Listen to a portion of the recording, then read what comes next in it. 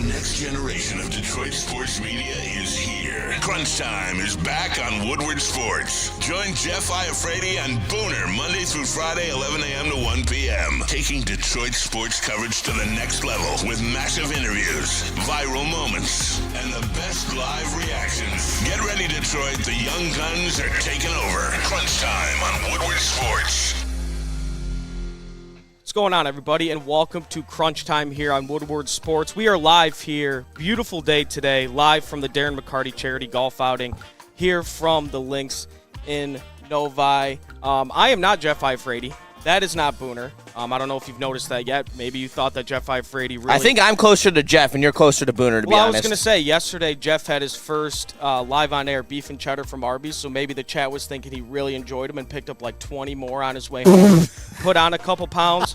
But I am Caleb Zarnick. That is Justin Satawa. Booner and Jeff are playing in the golf outing today, so wish them luck. We are joined here by our good friend, Mr. Gordon Jones, and KG will be joining us shortly. We got a packed show here today. We had a preseason game. Are you ready for some football? The Lions season is over. They lost yesterday in the preseason game. Season over, so we'll discuss that. A lot to take away Tesla's from that officially game. a bust. Tesla's going to get cut from the team. Yep. You have some questions to answer. And I have, I guess I'm on the stand today. And honestly, I'm happy I'm on the desk for this. Ennis Rakestraw got injured, which is incredibly disappointing. But we'll get into that later in the show. Amon Hassanin, obviously, fantastic day. Then we're going to get into some Tigers later in the show. Big series win baby. Against the Guardians. Tigers win. Tigers win. Tigers win. That's a big win for them. Series win. So we're going to get to all of that. But, gentlemen, how are we feeling today? A beautiful day here at the Darren McCarty Golf Outing. We appreciate all of our sponsors, Loom, Thrive, Mad Packs, and Supreme Lending. And this gets better every year. Seeing the growth with this event, I've been here for 3 years now, and every year it gets better, it gets bigger. They do it up. So if you ever can come out and support, it's for a great cause. So make sure you tap in with the Darren McCarty Golf Outing. We're going to have Tim Stein on as well, one of the other sponsors for First and Fairways, he's got a great giveaway coming up as well. But I'm doing fantastic, Caleb. Football's in the air. It is. It's a little toasty for football being in the air today, but in the mornings, it's the smell. It's the fall's coming, and I've seen a little leaves drop as well. So not to push summer away from you guys who are hoping to prolong it, but for us who already are working on the weekends and our summer's essentially over now that football season's here. Bring it on, baby. I was about to say, man, it's hot, it's muggy, like I'm sweating a little bit, and I smell the hot dogs on the grill behind me. This is still baseball season. Well, no, we're in the thick of it. Look, yes, we're in the thick of baseball season, but I was going to say the thick of baseball season's in the fall, brother. September and October It's August, man. It's true, but I mean, it feels like preseason football out with the weather. But I mean, they got that grill going in the back. Hot dogs and hamburgers, number one, making me hungry. Number two, we're gonna smash some dogs at one point in this show. We could, and it's reminiscent of kind of a tailgate. So you're getting that football vibe. But I see people in the chat, and Mike G, I think you've kind of been the culprit of it these past couple of days. Like Caleb could beat Spenny in an Oklahoma drill. Yesterday, I think you said Caleb could beat Booner in an Oklahoma drill. Look, I'm flattered, obviously, but I don't know what the whole Oklahoma drill thing is about. Do you think it's just, everybody wants to see me pat it up? Yeah, I think so. That's what it is. It's kind of a weird thing to start the chat with, and even on the day of reckoning for number 2. You know what, Justin? I was going to wait till later in the show to do it, but we'll do this first segment. No, we do not do it. I'm trying to build it up for you. I'm trying to let you. I'm just teasing it. Yeah, let's tease. No, we could tease it, but I just want to say to all of these people that think they're doctors telling me that Ennis Rakestraw's season over, enough with it. I mean, this guy has overcome a ton, and I mean, I'm excited to see him get back out there on the field. We have some comments from Dan Campbell that we'll get to later in the show about Ennis Rakestraw. But yeah, guys, obviously preseason game yesterday. Football is back. Even though we just talked about it, doesn't really feel like the weather. Oh yeah, come on, tell me about Drew Aller, Caleb. Well, okay, we talked about that earlier in the show. We talked about kind of just around the preseason, what happened. Drew Aller had a nice game yesterday for Pittsburgh. He absolutely did. I don't know why you can't say he didn't. So did Will Howard. He had a solid game. What is funny about that? 10 for 11, that's a bad game. If Fernando Mendoza did that yesterday, everybody would crown him the MVP immediately. Why is it Drew Aller that gets crapped on when he has a nice game? Why? Because I know what he is. Sure. Whatever. That's why. I know in the deep, dark, dangerous part of his soul Come on. that he's bad. Shout out everybody. But everyone thinks that he's the second coming. So, hey, he's the next Aaron Rodgers for the Steelers fans. Shout out everybody in the chat. Scouting to the Max said Tesla is a bum. We'll get to Tesla. We'll get to that in a second, too. Mike G, dudes, Ennis looked like a college kid competing against grown-ass men. Jerome Jenkins, man, excited about what? Rake is cooked. Rake, profile surfer, rake straw shit from his locker should be on the curb. So this is a shit on Ennis Rake Straw show.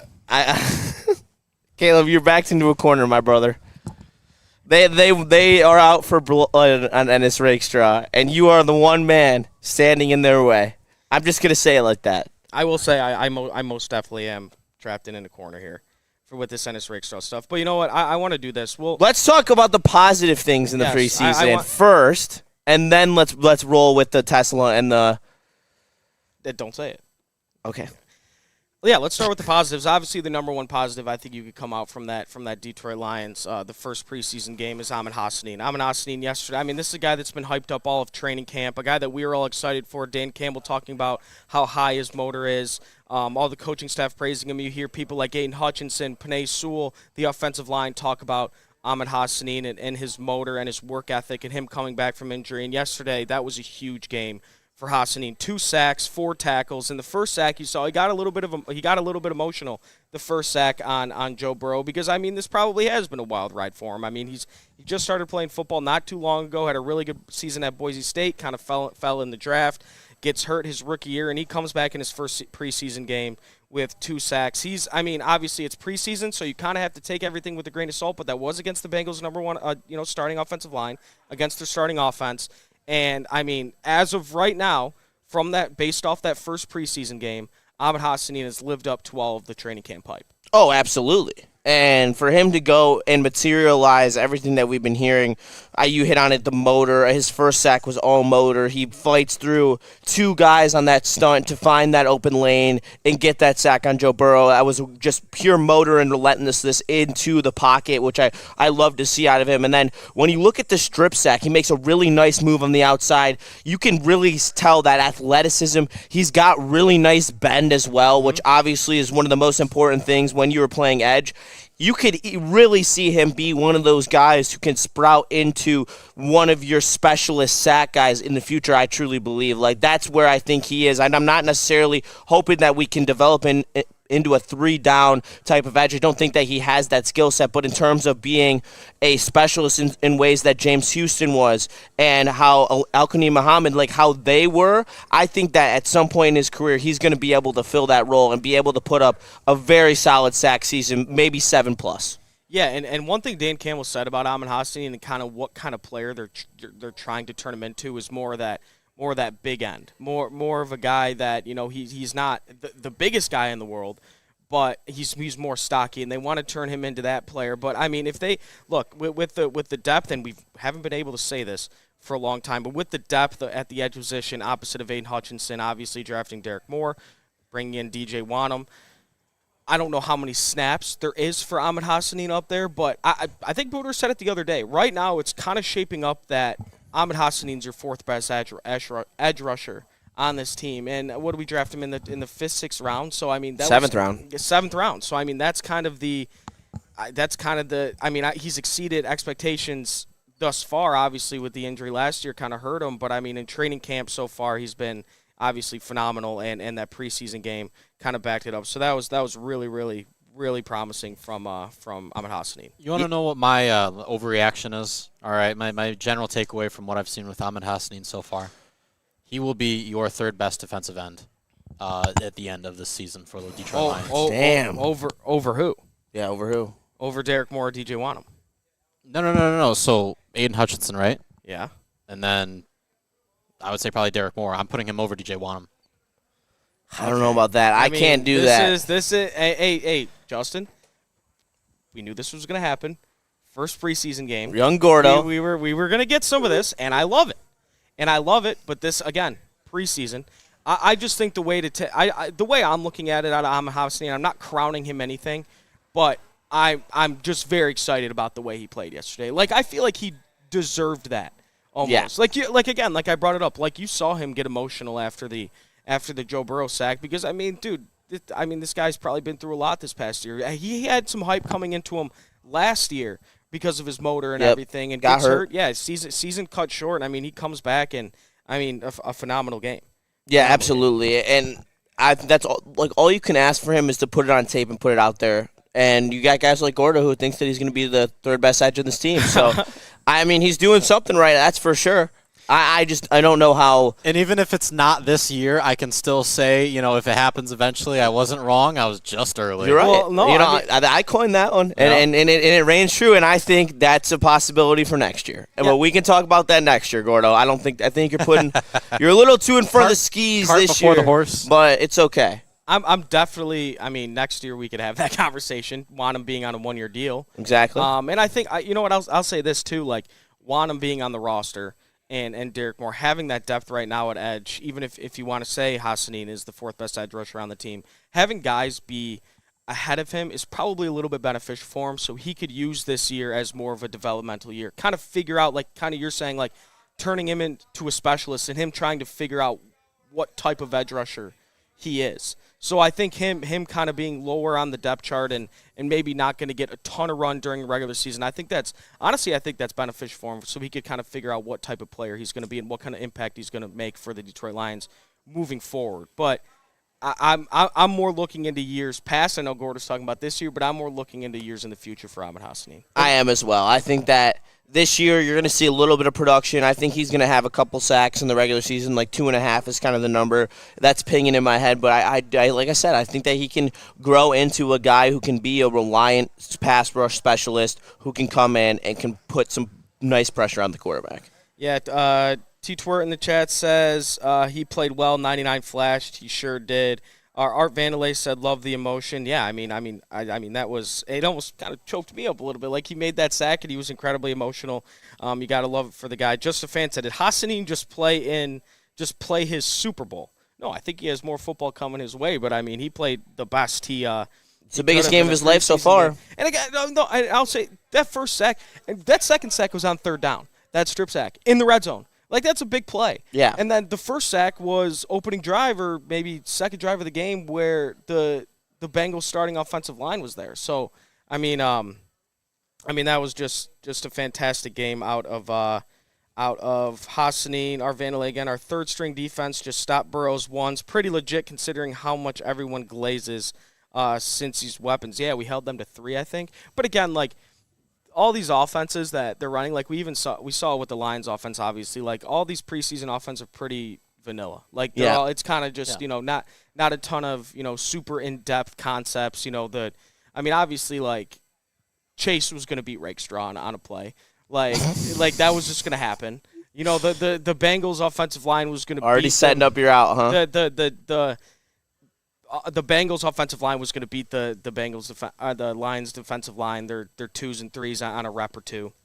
And that was just going to happen. But yeah, I mean, I'm pretty happy with what we saw from the Lions 2s and 3s, especially against Burrow and Chase. I mean, I thought we kind of all expected fireworks from Burrow and Chase, but again, it's all very. Come on, we're talking about the preseason. The Bengals against the Lions 2s and 3s, like I was kind of expecting them to tear them up, and they didn't. The Lions only gave up 2 points. I'm kind of with you on that, Caleb. I was expecting a few bombs down the field. Yeah. I was expecting a little bit of Joe Burrow and Chase being like, "Hey, I like this play. You want to test this one out real quick? Bet, let's go do it." My biggest takeaway though, while we're still talking about the defense, Keith Abney looked solid. Yeah, we were gonna get there. Okay, all right. Oh, don't mind me. I don't want to jump before we get there, though, Caleb, there's someone who pointed out in the chat, and I think it's funny. Did you pick that seat on purpose so you could have the grill in the background? Well, that's a great observation. I did. Yeah, and closer to the smells, it makes me feel more like home, I'd say. Okay. I'm just the chat's asking. No, that's a great question, honestly, and I thank you for bringing that up because I feel like that's something that needs to be covered. But let's take a break.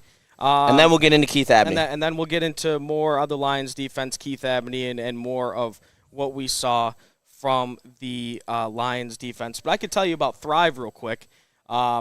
Thrive. Look, I'm a pouch guy.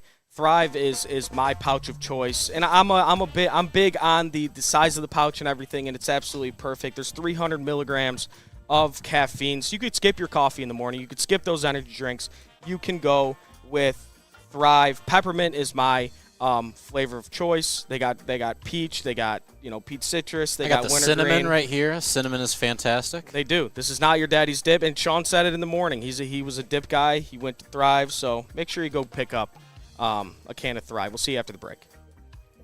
For more Detroit Tigers coverage, make sure you subscribe to Woodward Tigers on YouTube. All Tigers, all the time. For the hardcore Detroit sports fans who can't get enough of the Motor City's teams. All season long, you'll get non-stop Tigers content. From on-field interviews, post-game reactions, and roundtable insight from Woodward Sports.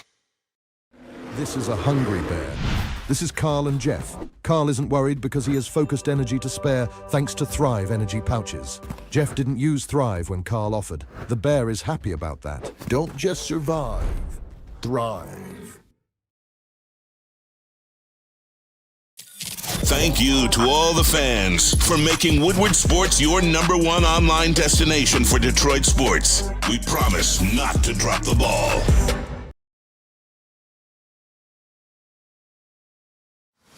Jameer Gibbs, breakout season, loading. Inside the 5, Gibbs to the end zone, touchdown! Woodward Sports, the most dominant Detroit sports coverage around.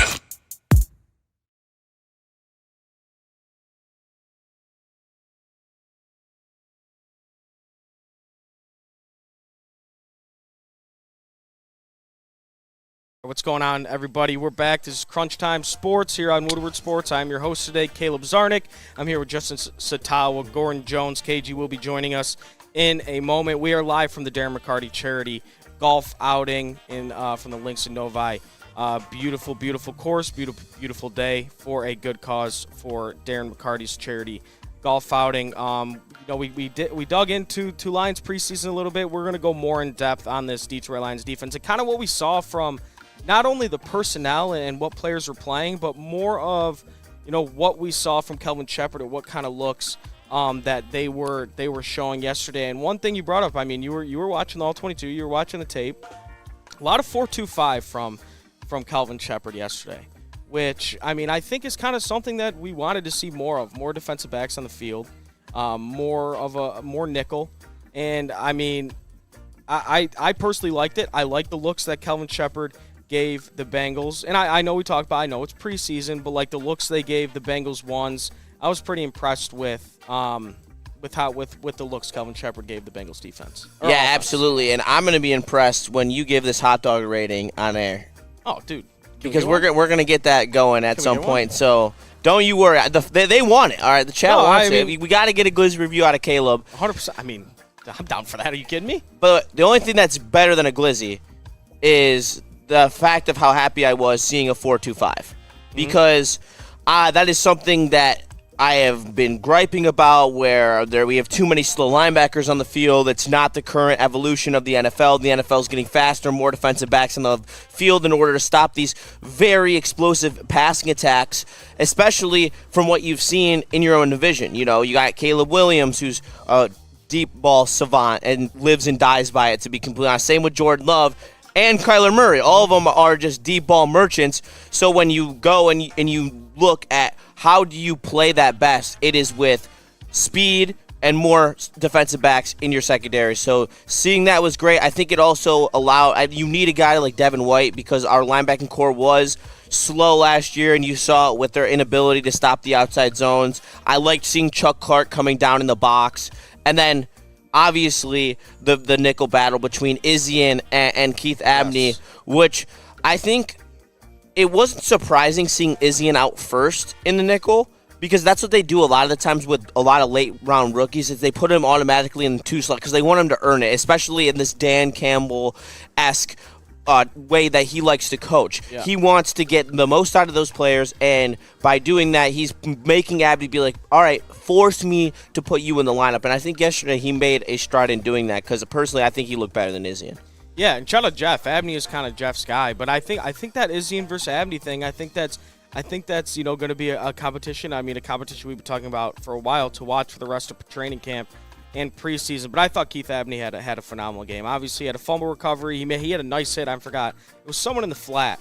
I think the tight end caught a little ball in the flat, and Keith Abney laid him out. But I mean, Jeff is, shout out Jeff. He's kind of the guy that, when we drafted Keith Abney, to me, at least, like right when it happened, it was kind of just like, okay, this is, a third, fourth round pick, that whatever. But I mean, he showed out yesterday, and I think, like I said, I think that competition at the nickel is something to really keep an eye on. One thing you brought up as well is seeing Chuck Clark in the box, because like playing more in the box, because he has, and he is a safety, but he kind of has like the stature, like he's more built, like he could be a safety that comes and plays in the box and can run fit. I'm curious to see if they, if he's not, opening day, if it's Avonte Maddox, Thomas Harper slaying at the two starting safeties, and they use Chuck Clark kind of as not necessarily a linebacker, but another safety that plays more in the box, because I think that fits his play style really well. It does, and that's what they were doing with him a lot last night when I was looking at the tape, and that's what I like to see, because we hear it from camp all the time. He's a big hit machine. He likes getting his nose in the football. I think that's a great place for him, and those are the types of players, while we're waiting for Branch to come back to be that absolute missile that we need and playing that spot, we have someone with a very similar play style who isn't going to obviously match the production, but could hold up over the course of waiting for Branch to get back. Look, obviously we're not asking him to play at the level of Brian Branch, but if you're looking at him as, all right, he's a backup and we need him to, put the Band-Aid on a little bit on this defense for a little while, I think that Chuck Clark is the perfect person to be playing that little hybrid safety linebacker role that you're talking about. Yeah, Dan Campbell bringing a guy like Chuck Clark in, and Brad Holmes bringing a guy like Chuck Clark in, they think he's going to make an impact on this defense. And I think, and kind of like we're saying, I think that's the role he's going to play. And I really like that role for Chuck Clark. Because even me, I've been so critical of the fact that if you are so worried about Kirby and Branch's health, which it seems like they're not, it really does. Yeah. You would have drafted a safety higher, because there was plenty of good safeties in the second, third, and fourth rounds, and you would have invested more into your safety room outside of Chuck Clark or Avonte Maddox, which they, to me, with what they talk about when they are in the media, they say that they like these guys, they like how they're progressing, they like how they're filling in while they wait for Zuper and Brian Branch. Like, that is good things, and I think that when you looked out there and you saw Chuck Clark out there, I think that was very, because it is preseason, and yes. I know we keep saying it, and we got to keep saying it, but he looked good in that role where I feel comfortable if, late September is truly the end game for Branch and Kirby, like they keep saying, for the first 4 weeks of the season where you play the Saints, the Bills, the Jets, and the Cardinals, I'm comfortable. I don't think any of us, there might be some people, but I don't think that we're going to beat Buffalo.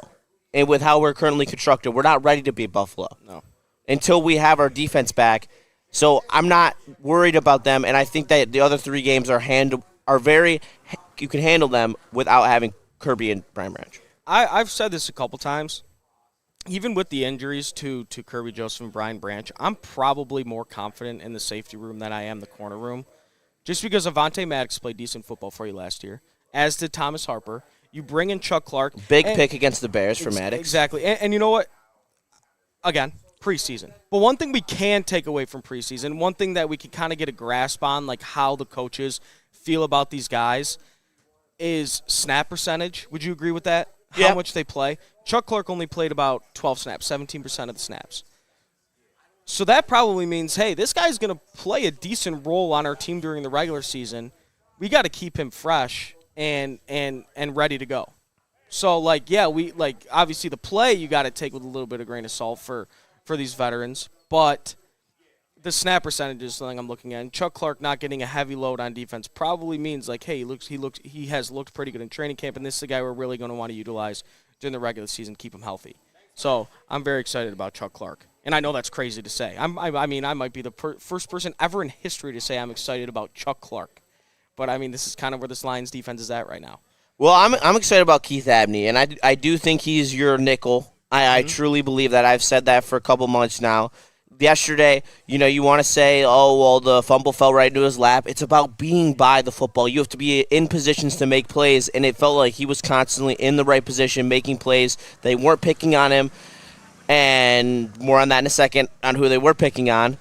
But, he showed a lot of solid tape against the 2s and 3s where, I feel confident where he's going to be able to elevate to this preseason where he's going to be ready to at least play half the snap share in the nickel with Izien and then grow to more of that as the season moves on because he has those smooth hips where he is just so fluent in the slot. Hips. Yeah, I mean it's what you got to be when you play slot corner, and he has those Cooper DeJean hips where you're just so fluent with the way that you can change directions because those slot guys are so twitchy and gadgety as much as they hate to hear it. I think that he's going to really show out, and he's going to be that pick this year where you're like, damn.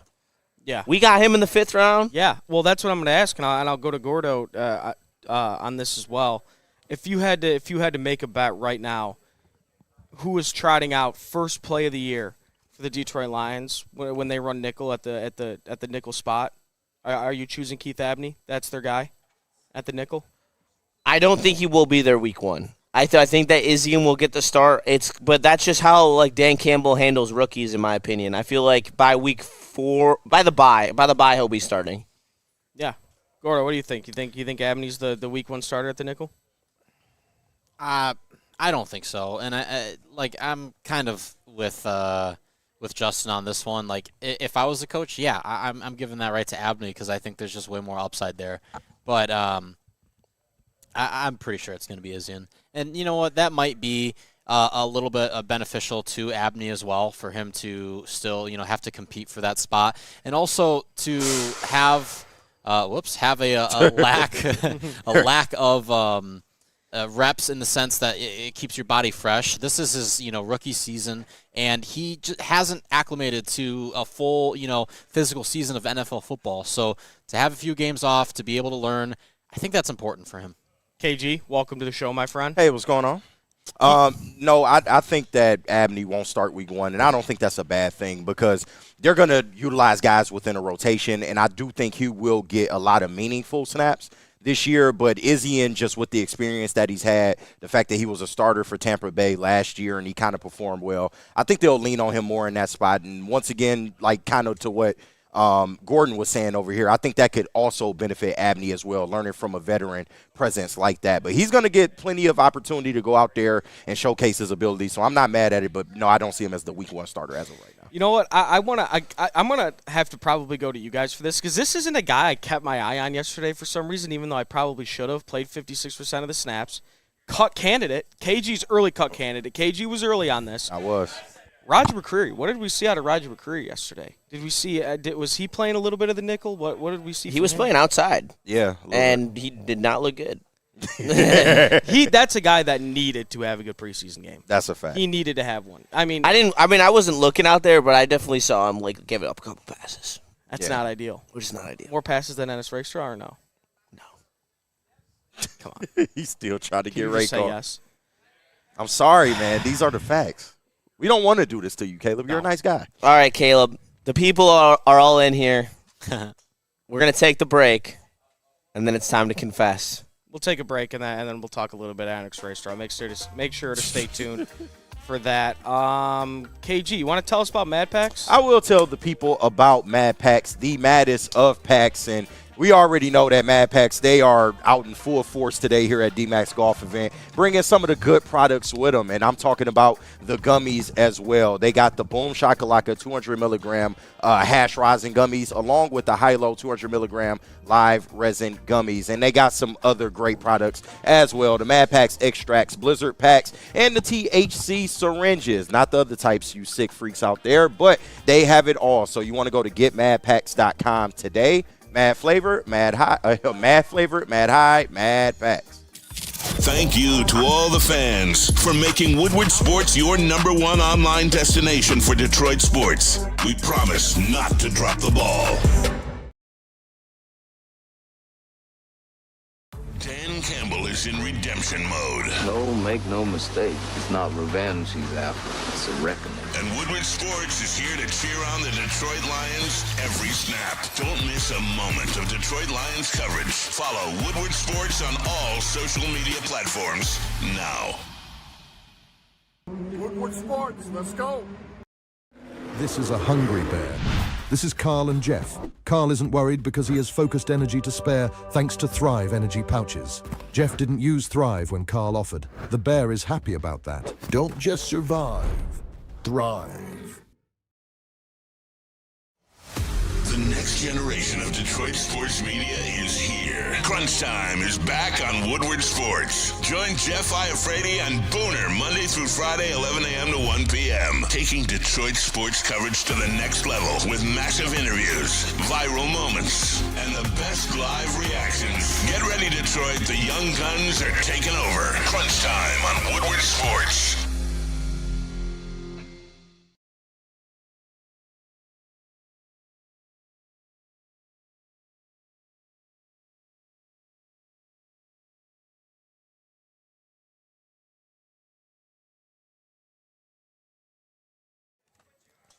Welcome back, everybody. This is Crunch Time Sports here on Woodward Sports. I am Fat Jeff Iafrate, and that is long-haired Booner today. We are live from the Darren McCarty charity golf outing here at the Links in Novi. I'll say it again. Beautiful course, man. I mean, Jeff and Booner are very lucky. They are. They get to go out. But we're still lucky to be here at Absolutely. Darren McCarty's great golf outing Absolutely. because I can tell you from my experience, it's better every year. Yeah. So if you can tap in, like we went in there, Pro Sports Zone, got it popping for the silent auction. I was looking through some of that stuff, and I'm jealous, bro. I'm jealous. That Mike Tyson glove in there, oh, my Oh. God. I would die for that. Yeah, but I'm Caleb Zarnick. I'm joined here by Justin Satawa, Gordon Jones on the ones and twos, KG on the sound. And I'm just saying, it's. I think it's more realistic if you're Fat Booner and I am long-haired Jeff Iafrate, because we could actually pass for that. Real quick, does that Booner's make already me, fat. Does that make me slightly skinnier, Caleb? Yeah, so that makes you slightly skinny, Caleb. That and makes then him skinny Caleb. And you're then just that's KG. I'm just KG. Okay. Kentucky. Are you honored to be skinnier, Caleb?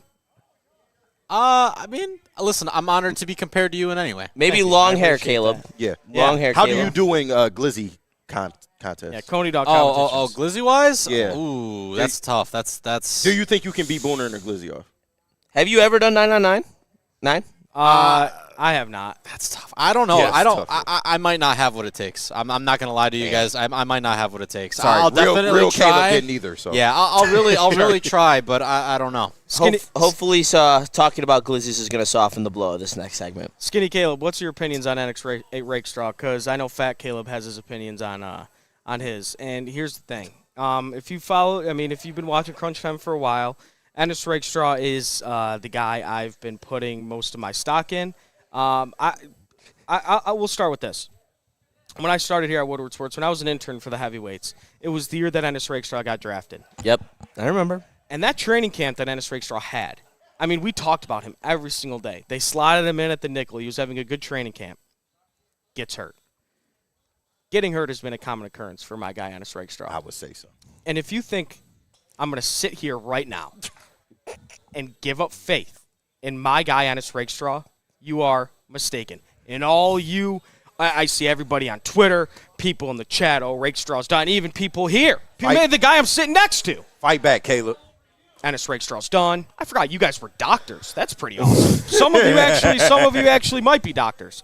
But we did get a quote from Dan Campbell on Ennis Rakestraw. I got this from the doc. Shout out the DOC. Big shout out. Shout out. Dan Campbell on Ennis Rakestraw. It's not major. We just think he got a little contusion in the arm. It kind of made him numb, so I think he'll be all right. So Ennis Rakestraw will be back. He will be contending for the cornerback 3 spot. Be back for preseason game 2. Perfect. In 3. Perfect. And then where is he going after that?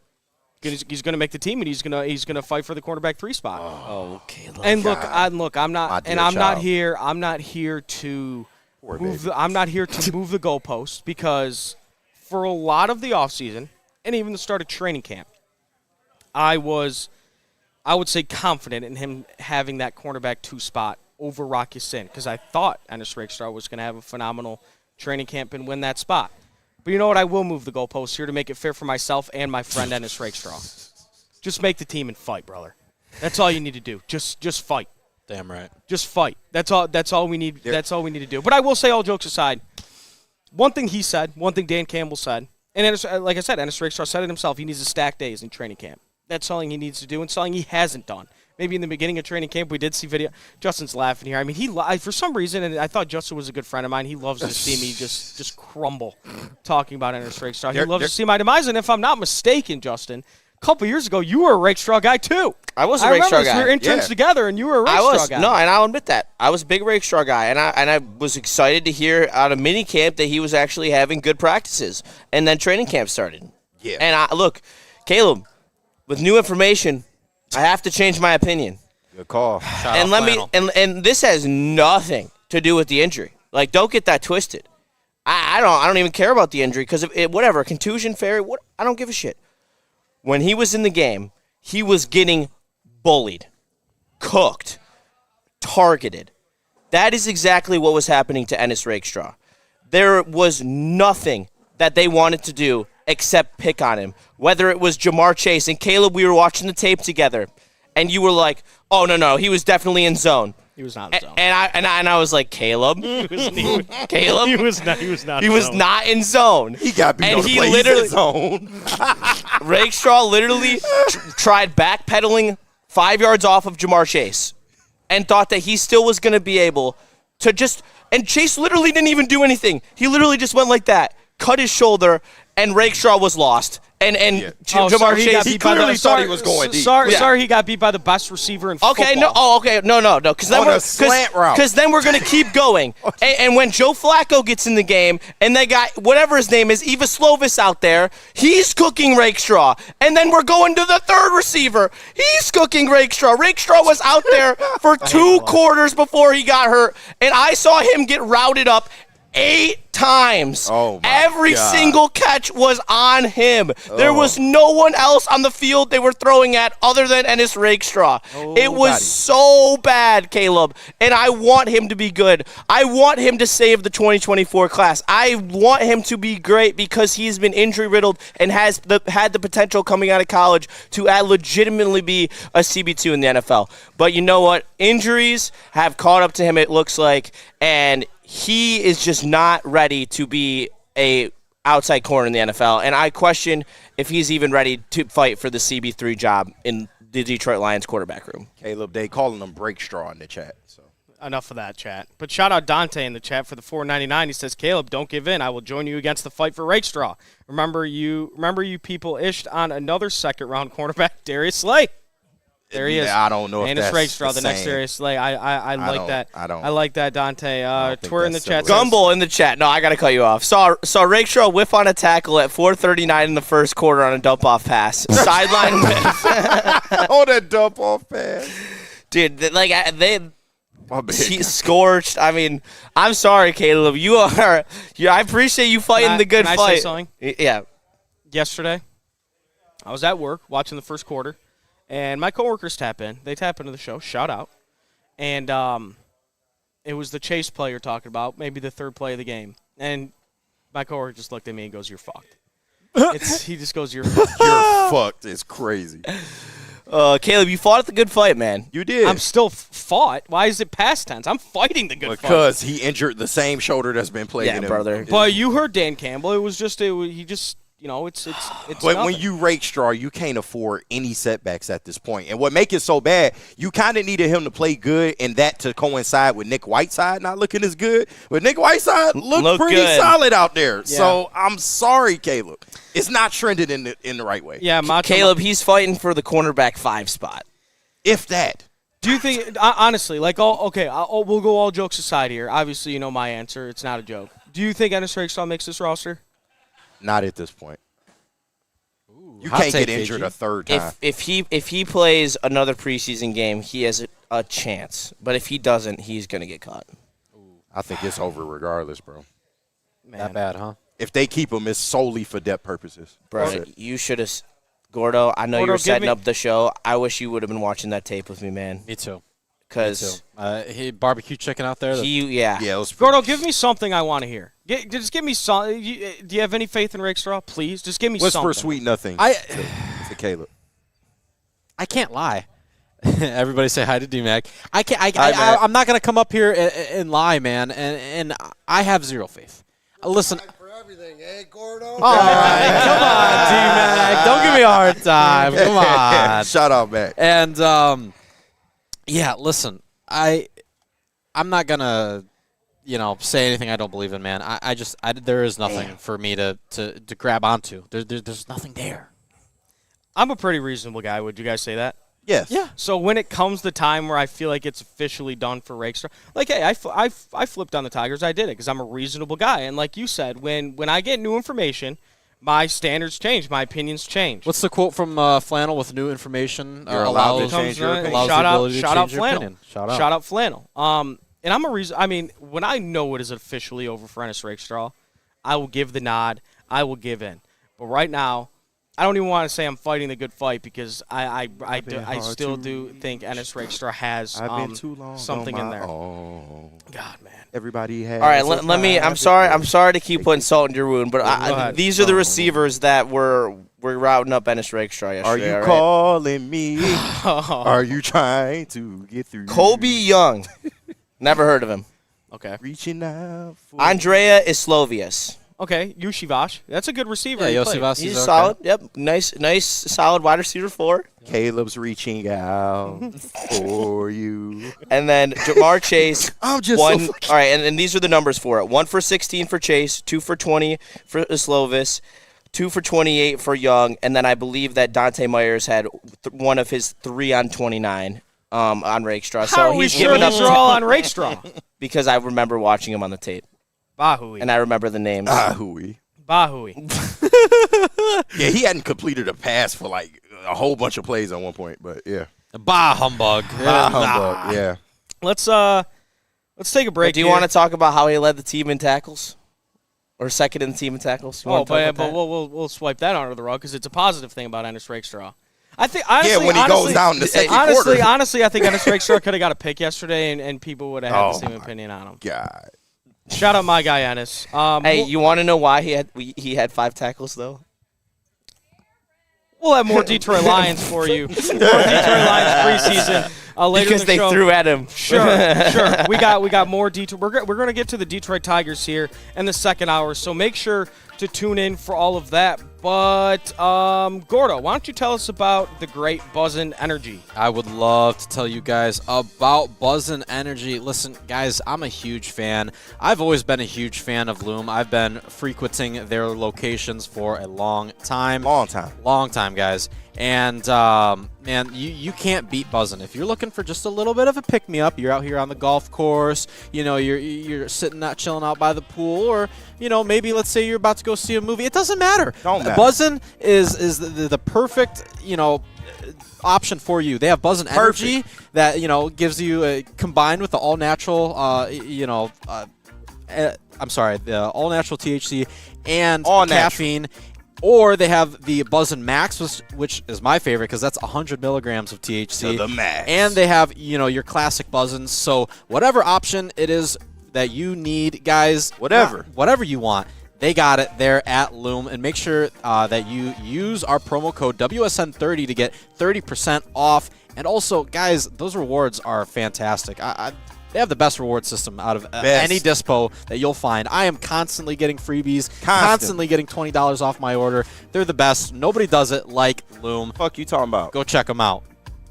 For more Detroit Tigers coverage, make sure you subscribe to Woodward Tigers on YouTube. All Tigers, all the time. For the hardcore Detroit sports fans who can't get enough of the Motor City's teams. All season long, you'll get non-stop Tigers content from on-field interviews, post-game reactions, and roundtable insight from Woodward Sports. I'm okay. I just smoked another to the face, yeah. She wanna stay. Singing to your bitch like I was Drake, yeah. Don't just try to tell me you love me. Can't keep it real if you really don't trust me. Come with a real, you here been a front, so you get my meals. I'm gunning for the money in the bank. Come on with a dank, scrolling that tank, rolling with the gang. You sit and I on the sideline trip. I go to the hole with the rock like Pippin. Yeah. This is a hungry bear. This is Carl and Jeff. Carl isn't worried because he has focused energy to spare thanks to Thrive energy pouches. Jeff didn't use Thrive when Carl offered. The bear is happy about that. Don't just survive, thrive. Thank you to all the fans for making Woodward Sports your #1 online destination for Detroit sports. We promise not to drop the ball. All right, we're back, everybody. Crunch time here on Woodward Sports. I'm Caleb Zarnick. I'm joined here by Justin Satawa. We got Gordon Jones and KG. We're at the Darren McCarty Charity Golf Outing here at the Links in Novi. I know we just did the buzz and read, but I should have brought this up while you were doing the read. And I guess they're going to get 2 ad reads here. I brought a couple home for my dad the other day, and he's been begging me to bring more buzz and allergies. Hey, shout out. I mean, he loved them. So I'm gonna have to grab a couple. The older crowd love buzzing, man. Yeah, That's a low-key little thing. Yeah, I mean, I'm not gonna lie. Some of the weed that they're coming out with nowadays, it's a lot different than what the old heads used to be smoking. Oh yeah, on. they're big on the Pop Dots, the 1 milligram M&Ms. Yeah. Oh my like, god, what the hell are those supposed to be? All my freaking older relatives and stuff, they're like, oh yeah, I love Pop Dots. I could so eat funny. 8 packages of those and not feel a thing. Yeah. Shout out everybody in the chat. Make sure you hit the like button too. It pushes out in the algorithm and Show us some just love. helps us out. Working Shout hard, out, it's man. Stephen V for the $5. He says, "Quick, KG, say something funny to make Caleb Bouncy laugh or whatever it is." That's crazy. I will not ask Caleb to be jolly. I will not. Jolly. Look, I mean, Booter said it yesterday. I mean, anytime I Bouncy laugh today, you guys can let me know. Sorry, you're in a safe space. It's okay. Yeah, thank you. I appreciate it. But we're digging into more Detroit Lions preseason. Yesterday they had their first preseason game, obviously against the Bengals. Detroit Tigers more in the second hour. We're going to get to that and their playoff chances. But right now, I want to talk about that quarterback battle that's happening here in Detroit. Obviously, the Teddy Bridgewater retirement. I don't want to say put a wrench into things for the quarterback battle or I guess their quarterback 2 position, because I felt like it was. I thought Teddy Bridgewater was going to get cut anyway. They bring in Josh Dobbs. They bring in Josh Dobbs and the Pasternaut, and him and Luke Altmaier are fighting for that quarterback 2 spot. Yesterday, this is where we really need to preface, Justin, that it's preseason. Yes. This is really look, and I understand that Luke Altmaier probably did have to have a good showing, but I'll say this, and I'm going to make excuses here for Luke Altmaier. Wet and rainy. We saw even guys like, was it not wet and rainy? It was. So that's difficult to run an offense there. The offense is very, the offense is very, and we brought it up earlier in the show. The offense that Drew Petzing was going to run, even the Bengals with their ones ran a very vanilla offense. Yes. So they're not doing anything crazy creative with pre-snap motions and a ton of stuff like that. Do I think Luke Altmaier played good? No, but I think he made a couple nice throws. He did turn the ball over. Was it 3 times? He had a fumble and 2 interceptions. Overall, I'd say for yesterday, I think Josh Dobbs did look a little bit better. He played a little bit less, threw the ball a little bit less. I thought his decision-making was a little bit better. I thought he was more it looks like he was just anticipated kind of his throws a little bit more. He was a little bit more aggressive. But that's dying. That's kind of what I got from the can we get does Justin jiggle laugh or whatever it is? Bouncy laugh, chat? No, I just have a very distinct laugh that, you know when you hear it. Yep. Look, and it's like a lawnmower Caleb, trying to start. Don't be saying wet ball and stuff, all right? Like, that's football, okay? Like, we hear the golf cold weather thing, okay, and you so just got to deal with it. Then Tesla had a terrible shit. Like, Tesla has no excuses then yesterday? No. Okay, that's fair. You know what? That's 100% I'm just keeping fair. it 100. That's 100% fair. That first pick was Tesla. Yeah, 100%, oh, absolutely. 100%. 100%. And we'll get to Tesla in a minute. Mm-hmm. We're talking about the QBs right now. Sorry. I did not think that Luke Altmaier was going to win the QB2 job. But before, I always thought they were going to bring someone in because I've seen Luke Altmaier in college. Yes, he played a lot of years there. He seems like the prototypical backup quarterback where he sits in the league for 8 years backing up randos and being a journeyman. Like, that just seems like a Luke Altmaier career projection. However, Josh Dobbs is a legit backup quarterback who we've seen in the regular season come out and ball over a multiple game stretch and keep a team afloat. He's never played with a team with as many weapons outside. You could argue maybe Vikings in 23, but I still would say that our offense is even better than that. So when you're looking at a QB2 and you're looking at what you need him for, it is never like I don't look at him as Nick Foles. I look at him as Teddy Bridgewater when he came in for Drew Brees on the Saints and led them to a 5-1 record. And then Drew Brees came back, and they went on their merry way. Like, that is, I want a quarterback where if we're playing lesser opponents, we can still win games with because our roster is so good. That's where I think Josh Dobbs comes in. I think that he played limited snaps. Obviously, he showed the mobility on that one scramble for 9 yards. And then that throw that was a drop by whatever backup tight end was in the game at that point in the third quarter, he put it over 2 defenders on the dot in the play action. Like I really do like Josh Dobbs as a back quarterback. I think he's going to run away with this competition. Maybe they keep 3 quarterbacks or Altmaier on the practice squad. I could see both, but I do think that it's going to end up being Josh Dobbs.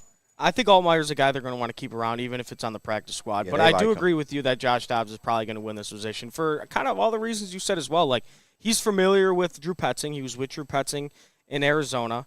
He's a veteran, which I think and I think it might have been you yesterday, KG, brought it up, or maybe Booner, I forgot who it was, but when you're a team that kind of has Super Bowl aspirations, or at least a team that you think is going to make the playoffs, you can't really rely on a God forbid, knock on wood, wherever there's wood, that Jared Goff goes down. Yeah. You don't really want a undrafted rookie kind of taking that over. I think they like the idea of having more of a veteran guy, a guy they could trust to run this offense. So I do think, and I guess I will use the term runaway, like you said. I think he's going to run away with this QB2 competition. Gordo, KG, how do you guys feel about Josh Dobbs and Luke Altmaier yesterday? Real quick, in the chat. I don't know. At Deer Mock, hopefully we see Dobbs play a lot this season. Hell no. Hell no. No. I pray to God we don't see him until, like, week 18. Yeah, no. I pray to God that we don't have to get a lot of Pasternak this season. Listen, I think he's awesome, right? I like for a backup quarterback. Yeah, cool. I think he's going to do a great job of running the offense. And this is another little thing I wanted to say too. In preseason, I feel like it's even harder to judge a quarterback because I feel like a lot of quarterback play is reading the defense, making calls on the line, changing up the offense, and really like utilizing and showing off that knowledge of the playbook. But with such a limited playbook for these preseason games, I think it kind of limits what these quarterbacks can do. Yeah. So I'm not going to take away a whole lot. Like obviously there's some things that you can look at. Is he, his timing, is it looking solid? Is, he looking decent, in the pocket? Like, there's certain little things that you can key in on, but overall, there's not a whole lot of takeaways that I can, ascertain from, between Altmaier and Dobbs right now. I just, want to see them continue to, iron sharpens iron, keep going in practice, and, yeah, we'll see. No, I think Justin is on the money with everything that he said, and I didn't need to see a snap of preseason to kind of predict that Josh Dobbs would be the QB2. You kind of knew that as soon as the Lions went out and signed him. But what I will say, kind of in Luke Altmaier's favor, because, yes, it was a mixed bag, but I felt like he did a lot more things right than he did wrong. Of course, he had the early pick that was really on Tesla, but after that, you did see, him able to command the offense a little bit. He had some decent throws at times, and he didn't really look rattled even when he made mistakes. He didn't, just flip out or go into a rabbit hole. He was able to stay composed and kind of lead his way throughout the whole ball game. And the Lions like him a lot. I do project that he will be the QB2 of the future because I doubt you hold on to a Josh Dobbs. That's why they gave him the majority of the preseason game to get as many reps as he can possibly get. But as of right now, it's Josh Dobbs' job to lose, honestly. Yeah, I agree. And kind of right when Teddy made his decision, Dan Campbell did come out and say, yeah, we're going to bring a guy in. Like, and not only probably to just compete with Luke, but to win that job. But I think they just want a veteran there. And I do agree that I think they're going to keep Luke Altmaier around because, just like you just said, like I think he can be the QB2 of the future. I do think they really like Luke Altmaier, but I just don't think he's ready. And I'll say it too, like in years past, like with like Hendon Hooker and everything, like the QB2 was like, it was a big topic here in Detroit, even though it's not even just in Detroit, but the entire NFL. But I mean, it's important. That's a position that, you see guys like, because if your quarterback goes down and you don't have a guy that can take over an offense, you're screwed. So I mean, I again, like, very vanilla offense yesterday. Very kind of just straightforward, run the football, a little bit of play action. Yeah. But yeah, I'd say that Josh Dobbs outplayed him yesterday. But I will, to an extent, Justin, like a tiny bit, use the rainy excuse a little bit. Okay, fine. Is that fair? Sure. Gordo, I already killed you enough about Rakestraw. Hey, look, I deserve it. God, I can't find it. Pinochet said, I have no clue who this guy is. Oh. I know who Pinochet is. Shout out, but shout out Pinochet. Is this like a bad thing to read, Gordo? No. It's not necessarily a bad thing to read. I said it was disrespectful because I think the guy's a effing leech. But you got compared to Hassan Piker. I don't care. That guy hates me. I don't know who that is. That's funny as hell. I don't know who Hassan Piker is. I'm getting compared to the guy that's cooking the food. I don't either. It's crazy. Like, I would rather be compared to that guy than Hassan Piker. I'll tell you that right now. Just because a guy got dreads, y'all, don't mean we look alike. I'm just saying. Like, let's calm down a little bit. That's a little crazy. They keep doing that to you, KG. I feel bad, bro. Yeah, it's all good. It's all good. That's crazy. Our Vandalay said, "Yeah, look at Malik Willis." Yeah, I don't think the Packers really anticipated having to use Malik Willis that much, but he didn't. He kind of kept things afloat. Mike G in the chat shout out. He said, "Caleb, don't bite your hot dog from the middle like Juicy J does." Okay. KG, I'll just say this too before we move on. Yeah. I personally, and we bought Jeff his first roast beef and cheddar yesterday. Yes. From Arby's. He had to be playing an act. I think he was. Yeah, you have to. He'll never admit it, but it's cool. No, You can tell with Jeff. What was his reaction to the? Cool, because of a couple shows ago. Yeah. I forgot who it was in the chat said, like, what's the most? I think it might have been Freddie Felt. Shout out. Said something along the line of what's the most disrespected fast food, and Arby's was kind of the consensus answer, and Jeff, no, yuck. and then he lied. He said he hadn't had Arby's since he was 10, and then you called. That was Klotz, right? Yeah, to confirm that he had it way after the fact. And he kind of lied to us on that. So I think he's lying about his first bite of the beef and cheddar. Yes. Real quick too, Pinochet's throwing in the cent 10 gold coins. Shout out. And put that for Justin. That felt a little motivated, but shout out anyways. Whatever. Shout out. We're gonna take a break real quick. We're gonna come back and we're gonna talk about more kind of about this Lions offensive line, Lions offense. And me and Justin haven't been on the desk together this year, so we're gonna go more into our expectations on the Detroit Lions season as a whole. But before we do that, Justin, can you tell us about Supreme Lending? Let me tell you about our friends Chad and Chris over there at Supreme Lending. Shout and they out. make it easy for you to do anything, whether it's refinancing your home. And they get a 0% down payment available. Make sure you read the fine print on that as well, because they're going to get you right. Make sure you talk to Chad and Chris. They're our friends. They'll get you right in the housing market. So make sure you tap in today with Supreme Lending. For qualified borrowers and eligibility requirements apply. Dan Campbell is in redemption mode. No, make no mistake. It's not revenge he's after. It's a reckoning. And Woodward Sports is here to cheer on the Detroit Lions every snap. Don't miss a moment of Detroit Lions coverage. Follow Woodward Sports on all social media platforms now. Woodward Sports, let's go.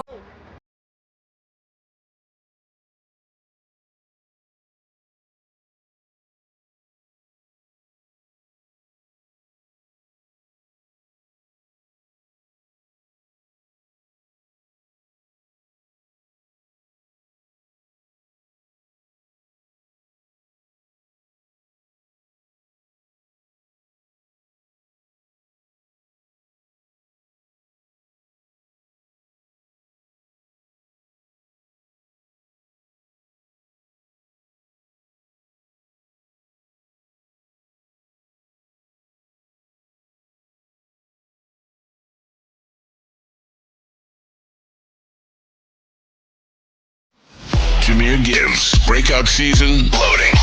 Inside the 5, Gibbs to the end zone, touchdown! Woodward Sports, the most dominant Detroit sports coverage around.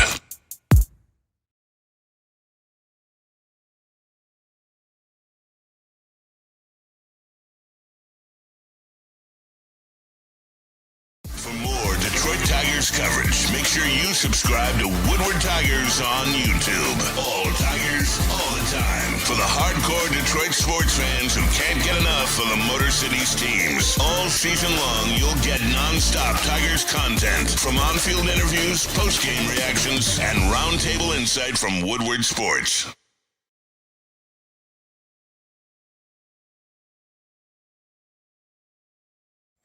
What's going on, everybody? Welcome back to Crunch Time here on Woodward Sports. We are live from the Darren McCarty Charity Golf Outing. I am Caleb Zarnick filling in for Jeff Ifrady. That is Justin Satawa filling in for What's Booner. good? They are playing in the tournament today, so I'm excited to hear their scores. We got Gordo. I know Spenny and Bomber are 10 under through 9. That's the word around town. Bomber's a good player, man. He is. Bomber's damn good. I haven't seen Spenny play before, but I mean 10 under, even in a 10 under. Spenny's been telling me he's worked on the driving a little bit. And you know what? Like, listen, Spenny's a big guy. I guarantee you, once you work on that form, he'll fucking send him down the link. So yeah, shout out. Also, shout out to KG over here. I saw him with that little Pharrell Williams that reset, hit the beat, did it, and then let it. I love that. I love that. I got you, man. We got MCKG. Bro, this reggae music, I'm fucking with it. Yeah, I don't know who programmed it's the vibe, bro. It's the vibe. I think that was JB that threw those tracks in there. That's so funny. Shout out Peanut Chest too. I see you, my dog. Yeah, shout out everybody in the chat. And if you're just tuning in, make sure to hit the like button and push us out in the algorithm. Just helps the boys out a little bit. But me and Justin haven't been on. I mean, we see each other basically every day here, at Woodward Sports at the office. So we'll talk some ball sometimes, but we really haven't, got to sit down and talk about our expectations kind of as a whole on the Detroit Lions. So we're going to get into that a little bit. I'll start with this, and it kind of ties into the preseason game yesterday. I think a lot of the Lions' success this year, and I think everybody would agree, is mostly, at least offensively. Let me hear it, Gordo. Let it fly. Okay, all right. So this is from Brandon Katz. Don't take any legal advice from him. Easy is not allowed to golf because he can't fit in the carts. All right. Disrespectful. All right. Easy, I love you, brother, but that was Jeff that and Booner aren't here because of the bees. That's facts. Yes, that's true. There are a few bees out here. But yeah, I think I think a lot of the offensive success is going to be very reliant because we know what we have at the weapons and the quarterback position. I think we could all agree offensively it's going to be pretty reliant on the offensive line, and obviously the injury to Cade Mays really hurt this team for the I mean he's going to be back probably week 5, week 6, but those first 5 weeks, I know it's kind of a cake schedule outside of the Buffalo Bills playing their first game at their new stadium. But, I mean, you're still going to need good and efficient offensive line play, especially from the center position when Cade Mays is out. And from what I saw from Seth McLaughlin yesterday, Justin, and I know we did watch in the first run of the game where just Sailors had an 8-yard run that was, kind of behind Seth McLaughlin's back. But I wasn't very impressed with what McLaughlin did yesterday, and I was a little bit disappointed by his play. I don't know about you. Yeah, he didn't look great, and that was not what I was looking for, considering. But for the part he didn't look good in, it was against Dexter Lawrence. All due respect. Yes. Yep. All due respect, one of the best D tackles in the NFL. But that's who he would be blocking if he were to be the starting center. Exactly. So it goes both ways. It really gives you a good look into what you're going to see out of him. And there were some plays where he held the part and he looked good. And there were some plays where he got run over. And that's just the life of an NFL backup center. So I don't have a ton of confidence moving forward. I think that he can improve and maybe be a patch job piece. But holy shit, Cade Mays, that sucks. And hopefully Juice Scruggs looks better. Because I think that now we're looking at Juice Scruggs and hoping that he's the answer at the center position. Right. However, the answer at right tackle, Juice Scruggs, he didn't play. Oh, he didn't play? No, he was injured. Never mind. Blake Miller. He looked really good. Yeah, I thought he was. That was one of the main people I was watching when the offense was on the field this morning. And he was getting blocked by Miles Murphy, he was blocking Miles Murphy, who's a starting level defensive end in the NFL. And he was putting up some nice reps. Miles Murphy tried a couple times because the knock on Blake Miller is he doesn't have necessarily the best lateral movement. Yeah. And he was getting out there. And Miles Murphy did not beat him to the outside. Yeah. And I really like that. Larry Borum, on the other hand, was getting beat left, right, and center, and every single time we had a pass play, it felt like his defender was in Luke Altmaier's lap. I think Borum's a guard. I mean, he's fucking ginormous, dude. Yeah. He's huge. How tall is Larry Borum? I don't know. That's a Bro, good question. He is huge. But I think he's going to have to – I mean, yeah, he did not look good yesterday. But Blake Miller, and this is I mean, I'm excited about how Blake Miller played because the reason we drafted him over guys like, Monroe Freeling and guys like that is because Blake Miller played a lot of snaps in college. He had a lot of experience, and he was kind of a guy we expected, high floor, maybe not as high of a ceiling as Monroe Freeling, but Blake Miller was a guy we were probably going to be able to plug and play at the right tackle and kind of expect him to hold it down on that side. And I mean, he, like you said, he played against Miles Murphy yesterday. Yep. And I thought he looked really good. And that was honestly so. Like if I saw a bad game out of Blake Miller, again, Justin will say it again, just preseason. But I'm happy that he kind of found his rhythm there at right tackle and had a good game for the Lions. That's huge for kind of the Lions' offensive line looking forward, and that's huge for Blake Miller as a player and as an individual because I think there are some question marks. Maybe that right tackle position there is going to be a little competition there, but that was a huge game for him. Yeah. No, go ahead. But no, I was going to say, I mean, you got to see how other teams are going to game plan against him as well. I think that'll go a long way in just the maturation process. But overall, it was a really, really good performance. Even on plays where, I felt like he was getting absolutely cooked off the line, he didn't give up the sack. He was able to still stay within the play and not give up on it and still able to get his man. I think he does need some work in terms of, like, run blocking. But overall, I think for a first-round tackle, he's going to be able to provide what you need him to provide for the most part for this Lions team. And it's just all about, him just getting better as the year goes along. Hopefully he doesn't get injured so he can get as many reps as he can. But as a first game against NFL competition, you got to say that he went out there and did a pretty good job. I give him probably a B+ on today. So yeah, and just, quick thing. He didn't look like the game was too big for him. Mm-hmm. Yeah. Listen, he looked solid. He looked like he knew what he was doing.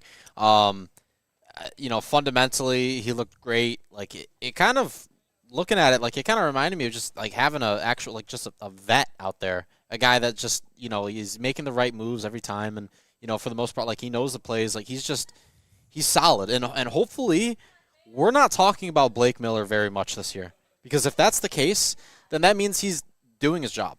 And he's holding down that right side of the offensive line. And, and then real quick on Borum as well. Or was it, 6'5". So, yeah, he is massive. Also, Brother Rice guy, so I don't have any faith in him. Oh, yeah, you got mad beef for Brother Rice. I forgot. But yeah, Blake Miller definitely handled business in his debut. And I think Dan Campbell kind of said the same thing you did, Gordo. Trying to find the exact quote, but Dan Campbell said something along the lines of, I'm paraphrasing, but like he didn't notice him much because there was really no action from Blake Miller's side. But Justin, I'm assuming you would agree with kind of what I said in the beginning that this offensive line is going. Wait, what? Oh, profile surfer in the chat 6'5". I didn't know they stacked shit that high. Oh, sorry. I couldn't help myself. It's all good. I love it. You guys in the chat are cracking me up, man. I mean, they're on fire today. They are. Quite the bunch. They're on fire. But, Justin, you would agree that this Lions offensive line is a big variable on the Lions' success as a whole. Absolutely. It's pivotal. And I don't think that without Blake Miller having a top 20, more like 15 right tackle season, we're in trouble. You think top 15 in the league? Oh, just right tackle, not tackle. Just right tackle. Just right tackle. Yeah, I would agree. But I think I'm more concerned too, like with the interior. Like I think I don't want to say we kind of already know what we're getting out of Tate Ratledge. We but do. I think Tate. Okay, I think sure. we do. Sure. I saw that the back end of last year is what I am expecting this year when he looked very, very good. Yeah. I agree. And again, like the center and the left guard, the center position for at least the first 5 weeks of the season, it's a question mark right now. And that left guard position is kind of up in the air too. We saw Miles Frazier yesterday play 100% of the snaps at that position. Mahogany got some run as well. Yeah. But that's something I feel like you got to figure that out soon because you don't want to go into week 3 of the of the preseason, not knowing and kind of solidifying who your starting offensive line is, because these guys, like we bring it up a lot, like Preseason hasn't played with the guy to his left yet. Cade Mace hasn't played with the guy to his right yet. They're all new. They're all trying to build chemistry, and I think you're going to want to kind of figure out where your starters are at relatively going down the line so they can gain that chemistry. I'm glad y'all brought up the left guard position because, I mean, I didn't think Mahogany had the best night. Are y'all still confident that he'll be the starter when the season rolls around? Well, I mean, it changes things now with Cade Mays because I think Drew Scruggs was going to have a good run at that position. Yeah. But now you might need Drew Scruggs with the way McLaughlin looked yesterday. Maybe McLaughlin, isn't the player that Dan Campbell and Brad Holmes anticipated, so maybe Drew Scruggs has to go to that center position. So I think the Cade Mays injury helps Mahogany at the start a little bit, just because Drew Scruggs might not be competing with him per se. But, yeah, I think that position's still fully up in the air, and I think they're going to have to figure it out soon. And I think Definitely. If they actually had intentions of moving Tate to center, he would be playing Huge. Which and people have brought that up, and we've brought it up on the show. I hate that so much. I hate the idea of moving Tate to center. I do too. Because I think he has the potential, and this is kind of a whatever you could call it or whatever take. I think Tate Ralich has the ability to be one of the best guards in all of football, and I think later down the line we could talk about him maybe as an all-pro guard. And I hate the idea of moving a young guy like that who's just kind of starting to starting to find his stride at that position and just move him to center. Like, I hate that idea. And center's not an easy position to play. So it's like I hate that. I hate that idea for Tate Ralich. I don't even think I don't even think Dan Campbell and Brad Holmes are considering it, because I just think it's not a smart move. Boone, look at this guy with the cigar, Booner. dude. Mr. Oh, Booner. doggy dog. Let's hear it. Here's the fellas. We pass you off to we the got initial Juicy mother J group. coming in We are too. currently we're currently I think 6 under. How we doing? We're not going to win this thing. We just saw Braylon out there, and he said he thinks they're going to get to 20 under. Whoa. Yeah. What? Well, it's an automatic par on every hole. Damn. And we almost had a shot at an eagle. Braylon, they already got a couple of eagles. It's a battle out there, I'll tell you what. Update, we're ass. Yeah. And we were supposed to have Neil on our team, and we showed up, and he was out with a knee injury. Yep. So that hurt us. Neil on the IR. It was doubtful, man. Hey, love you guys. Appreciate you guys holding it down.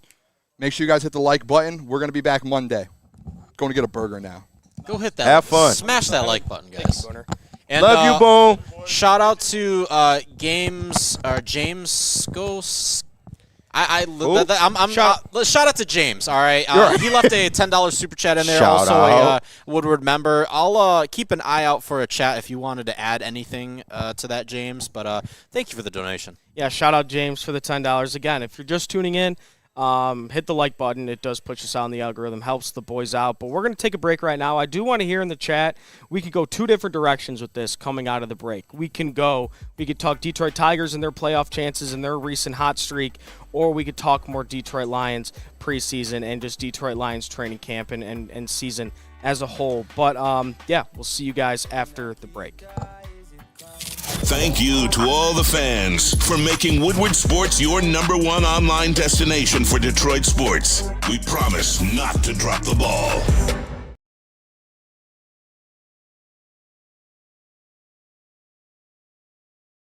This is a hungry bear.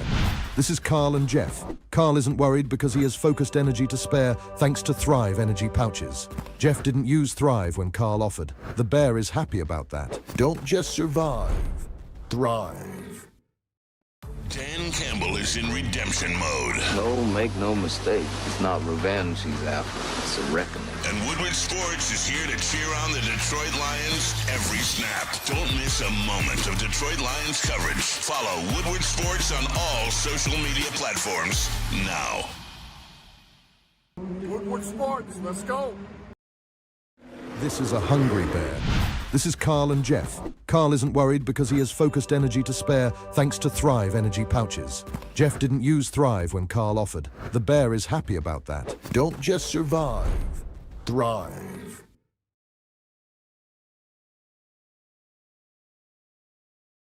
For more Detroit Detroit Tigers coverage. Make sure you subscribe to Woodward Tigers on YouTube. All Tigers, all the time. For the hardcore Detroit sports fans who can't get enough of the Motor City's teams. All season long, you'll get non-stop Tigers content from on-field interviews, post-game reactions, and roundtable insight from Woodward Sports.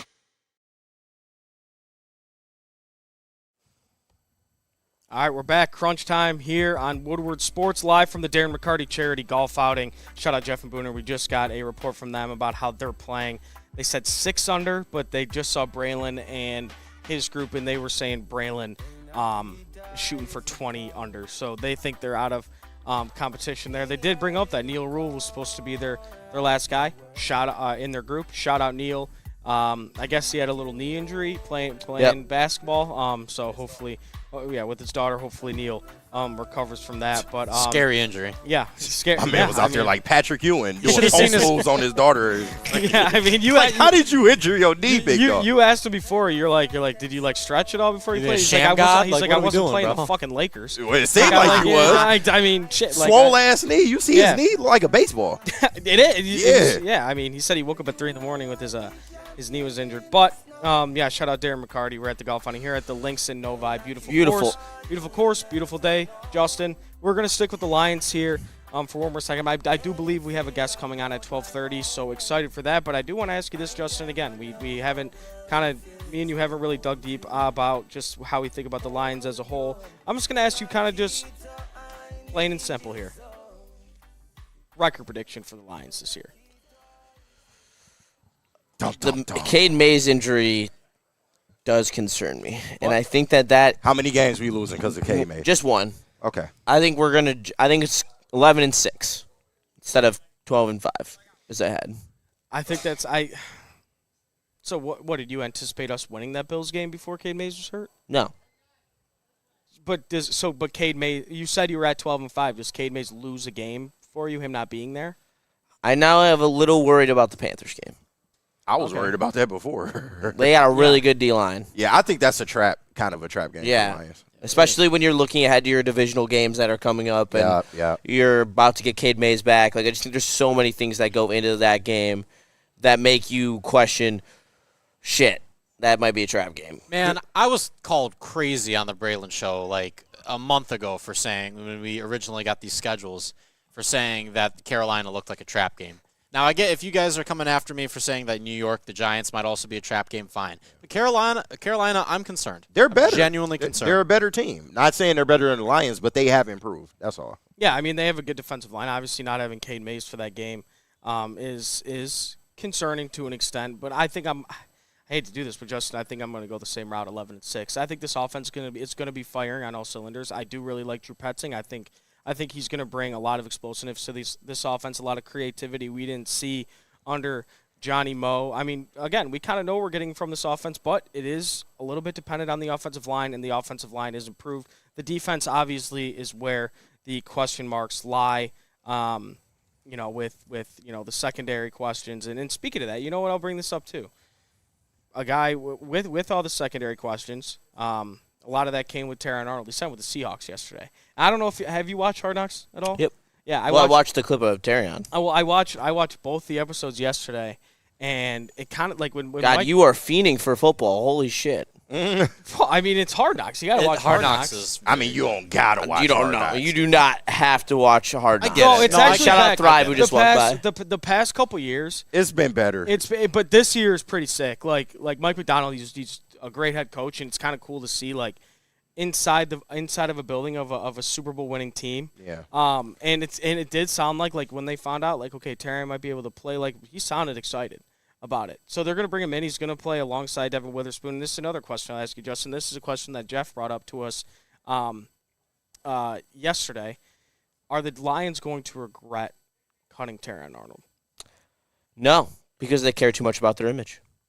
And I think that the image of Terran Arnold on their team was not worth the production that he could have brought. Ding, ding. Especially when, if he is correctly convicted, or not correctly convicted, if he is actually convicted, because everything is proven innocent until proven guilty, then they will be able to void out part of his contract.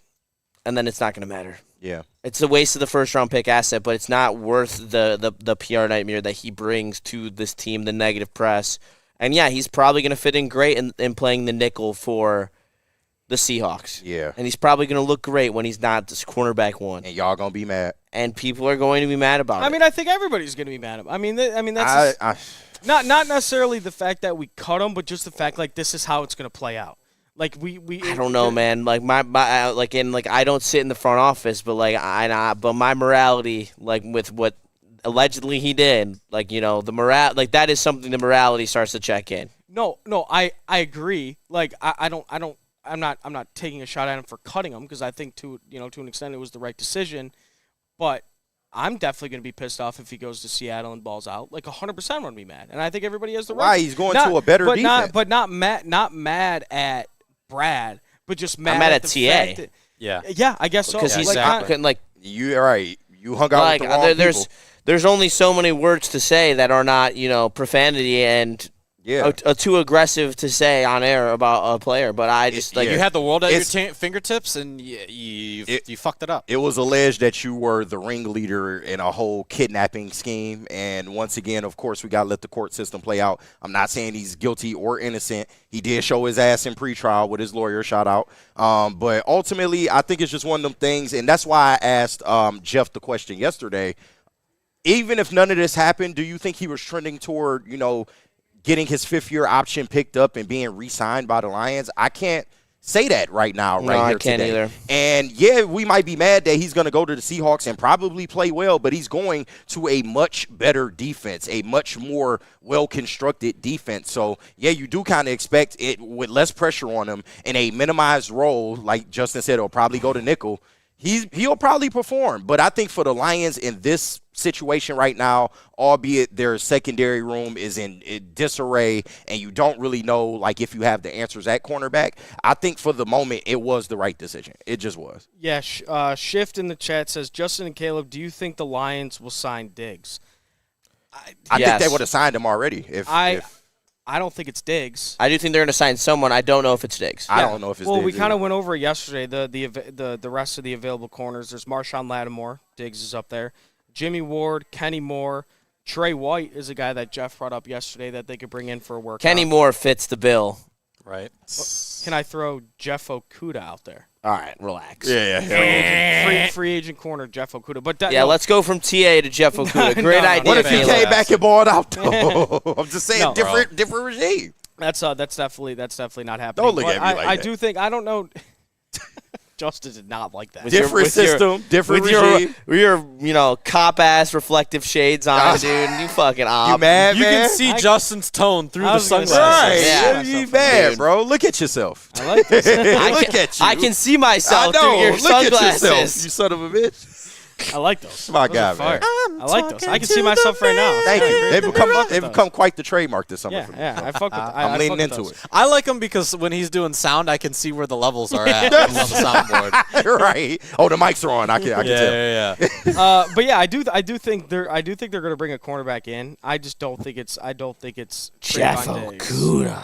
Yeah, I mean, if it that would be the biggest. Weezy D talking about Okudah, please. Come on, man. No, Stop pushing this. Oh, he's been pushing that Okudah narrative for years. So I mean, a couple teams tried Jeff Okudah and it didn't work. There's Jalen Mills. Jalen Mills is a guy that was we've brought in before. Yeah, he was with us last year. Please, we're laughing, but it's like this is like the.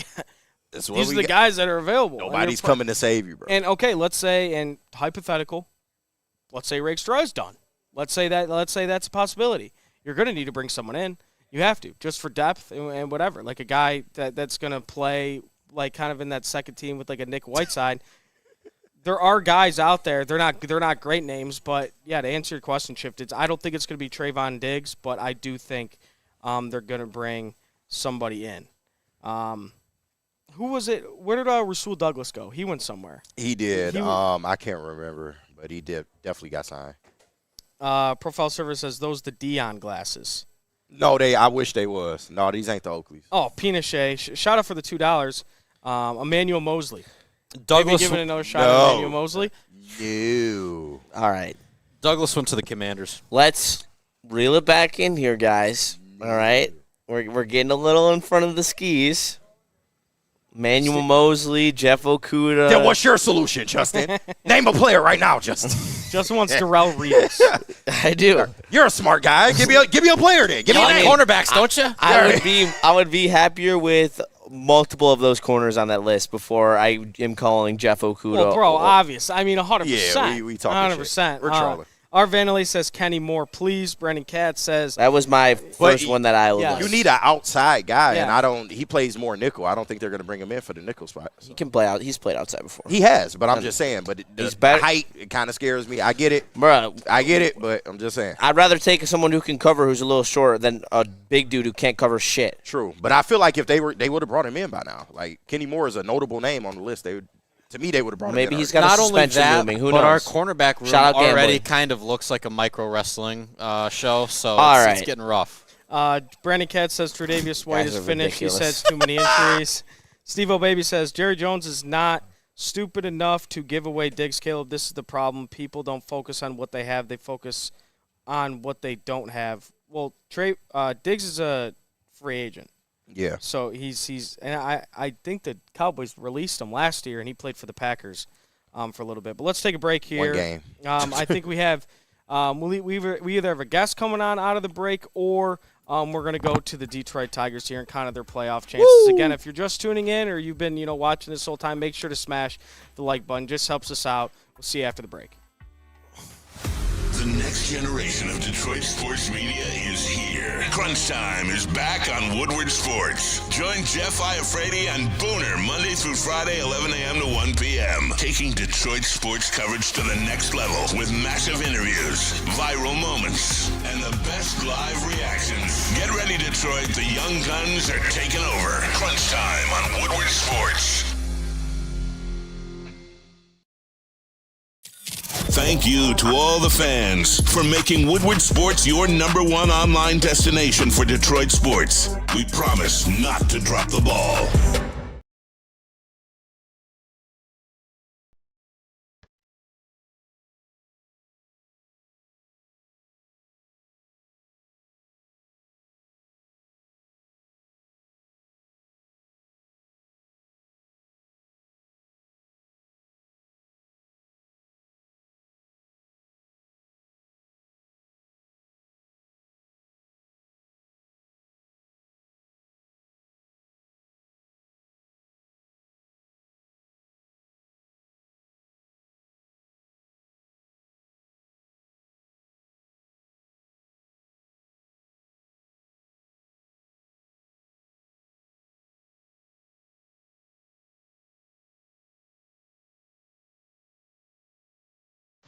Jameer Gibbs, breakout season, loading.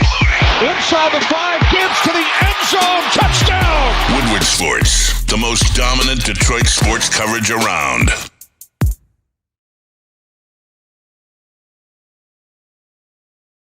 All right, we are back. Crunch time here on Woodward Sports. I am Caleb Zarnick. I'm joined by Justin Satawa, Gordo. What's good? Gordo on the ones and twos, KG on the sound. We are live from the Darren McCarty Charity Golf Limited time outing, only. at the Links in Novi. We're going to pivot here. We're going to talk some Detroit Tigers. That was a big series win for them, fellas. It was. Yesterday. I don't think they I think that was that the first time in franchise history. Gordo, I think you'd probably know this. Yeah. Shout out Kool-Aid. Big shout out. Was that the first time in franchise history they had a shutout without a strikeout? It sure wasn't, actually. And you know the last team to do that in MLB history? It was the 2014 Detroit Tigers. Wow. Taking me back. Yeah. I think Brad Ausmus here. Yeah, what was that? I think, who's that, Inch? I can't remember. Of course it's Brad it is. Yeah, but anyways, yeah, the Detroit Tigers have been setting quite a bit of history, getting close to a lot of records. And like one of those guys, Kevin McGonigal, being a catalyst for that. Even in right now, it's a little bit of a cold streak for him. We're still seeing, just the rest of this team kind of rally around like all these guys, right? I mean, Max Clark has been phenomenal since he's came up. And one thing that's bothered me too, right? Hayuli and Eduardo Valencia are like lethal bats. Like these guys, Valencia, he makes such solid contact. Like he has a solid eye, and yeah, I mean, listen, he's got a lot of room to grow, but I'm excited for him. And same thing with Hayuli. And even when you are dealing with some injuries, like Ryan Riley Green. Dylan Dingler has been in a brutal slump. He's won for his last he is. 27. Yep. The MVP chance. Really Let's cool him off so that we can get our boy back. As soon as people were started saying I this know. MVP shit, he went 1 for 27. Guys, relax on that. All right, relax. But I do like your point. I do like your point. When you look at these young players, unlike the young players who we brought up in the past, all right, the Jake Rogers of the world, when you throw them a pitch that you have to hit, they hit it and they hit it hard. Obviously, that doesn't guarantee results. How Lee can be better with his eye and taking walks. He's Javi 2.0 when it comes to swinging at bad pitches. Yes. I can't lie. That's got to improve in his game. Valencia's got some real thump. Yeah. Like him as a DH backup catcher is a beautiful thing. Oh, and we got Spencer Raxer. I'm about to bring up his boy, Max Clark, the Spark, continuously taking good at-bats, making plays in the outfield. He looks great in center field. The addition of Javi Baez at shortstop to move McGonigal to third has made the defense better. Everything about this Tigers team is fun. Obviously, the franchise isn't where we want, but on the field, it is fun on the field. Yeah. The front office is a mess, but on the field, it is fun. We're having fun out there, too. Shout out to Links and Novi. Shout out to Darren McCarty for having us out here for the outing. Thrive Estates Title, all the sponsors. We're swinging some good sticks, man. Feeling good. Yeah, I heard. Where are you at? I think we're 9 under, or we're closing in on 10 under, I think, hopefully in this next one. But we got 6 holes left. So it's going to be a tough fight. There's some really good groups out there, but Braylon said that they're on pace for like 20 under. Yeah. Jesus. Who you golfing with? It's me, it's Bomber, it's Naveed from Estates Title, and it's Todd from Thrive. And we're having fun. It's a great course. It's a beautiful day. We've lipped out like 4 or 5 putts, man. Missed a couple eagle putts. Wow. But we got to lock in a little bit. I'm going to eat a burger here, and then we're good to go. Goddamn right. Shout out. Go Tigers. Go Tigers. Sweaty. Sorry, Caleb. It's mutual, Spenny. Don't you worry. It's mutual. Right. Yeah, shout out to Darren McCarty. This course is beautiful. Shout out Spenny. Sounds like they're playing some good golf. But yeah, I mean the Tigers and Justin, you put it perfectly, and this is like exactly where my head is at. And KG, I think you might even agree with this.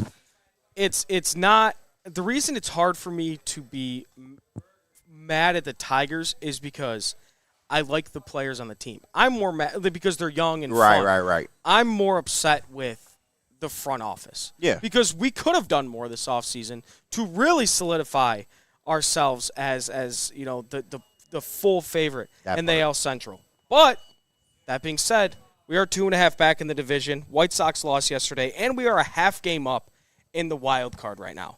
Rangers lost yesterday. I think they got shut out by the Angels. They lost. They got 3. Swept. I think it was a 4-game set. I think they lost 3 of 4 against the Angels, which is exactly what the Detroit Tigers needed. So things are kind of starting to fall into place. They got a big series coming up here at home at Comerica Park in Chicago. That place is going to be packed. But I'm so excited, and I'm going down there tonight. Job on the bump. Oh, dude. Yeah. And then we got Melton tomorrow, no? Maybe. Whoa, what's the side for? Maybe. We don't know what's going on. We don't know what's going on. Question mark. All right, so usually this is the point where we know who's pitching tomorrow. All right? And it's TBD. There's no announcement of Melton being the starter tomorrow. If it was just in the normal rotation, Melton would be starting tomorrow. So I'm not trying to I guess I am speculating, and so is Gordo. But that's just not the right signs to saying that Melton's going to be starting tomorrow.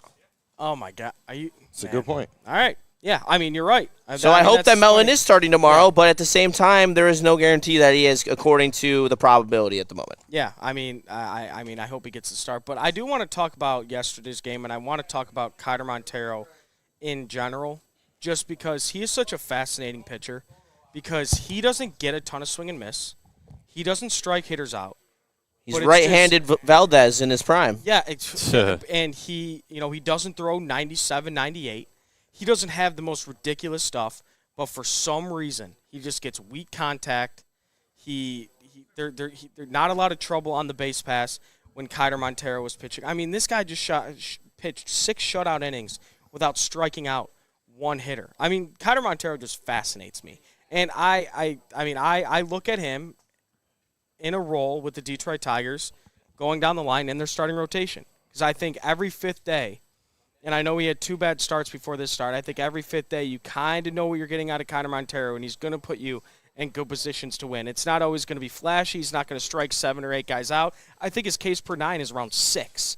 Like, that, it is just ridiculous that Connor Montero was able to have this much success without all of the swing and miss. Like Weezy D said in the chat, Kiter is Himothy, 100%. Yeah, I mean, and if we're putting out Kiter as our 3rd guy, like, I mean, I like where the rotation is headed, even regardless of if you ever do get a better version of Valdez back, because I think Melton, like, he is also not a big swing and miss guy, but he just keeps hitters constantly off balance. He's got that lethal pitch mix that all tunnels together, and I know I'm getting super nerdy, but that's how you keep hitters off balance and how you're able to get all that weak contact. And that's where you see with all these pitchers that the Tigers are bringing up right now, they are all versatile pitchers who can throw multiple pitches in multiple ways and go everywhere on the strike zone.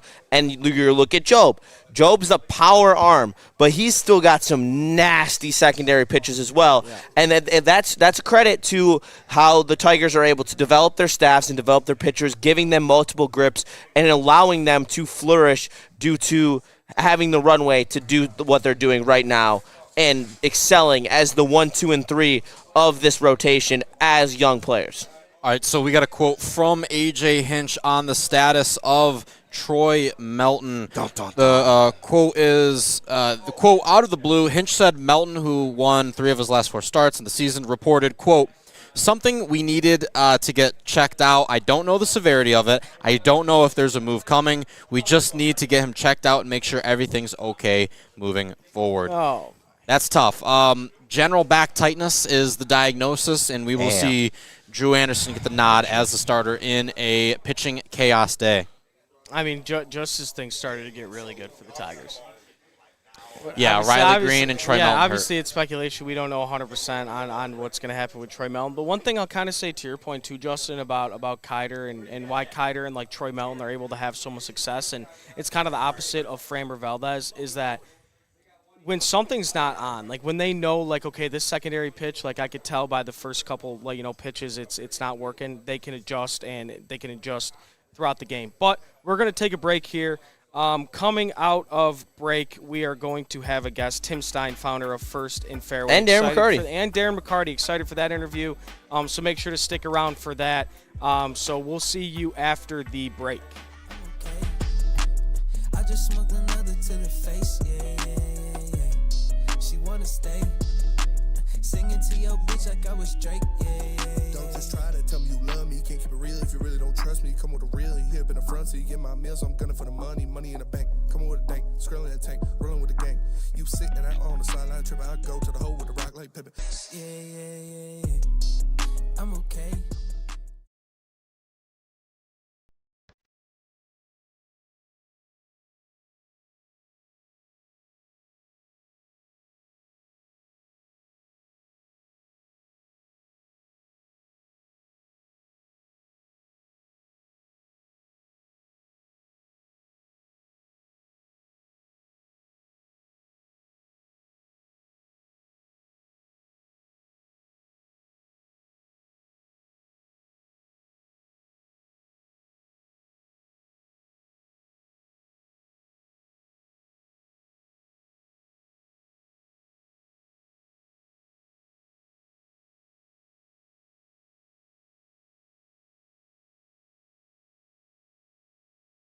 Thank you to all the fans for making Woodward Sports your #1 online destination for Detroit sports. We promise not to drop the ball.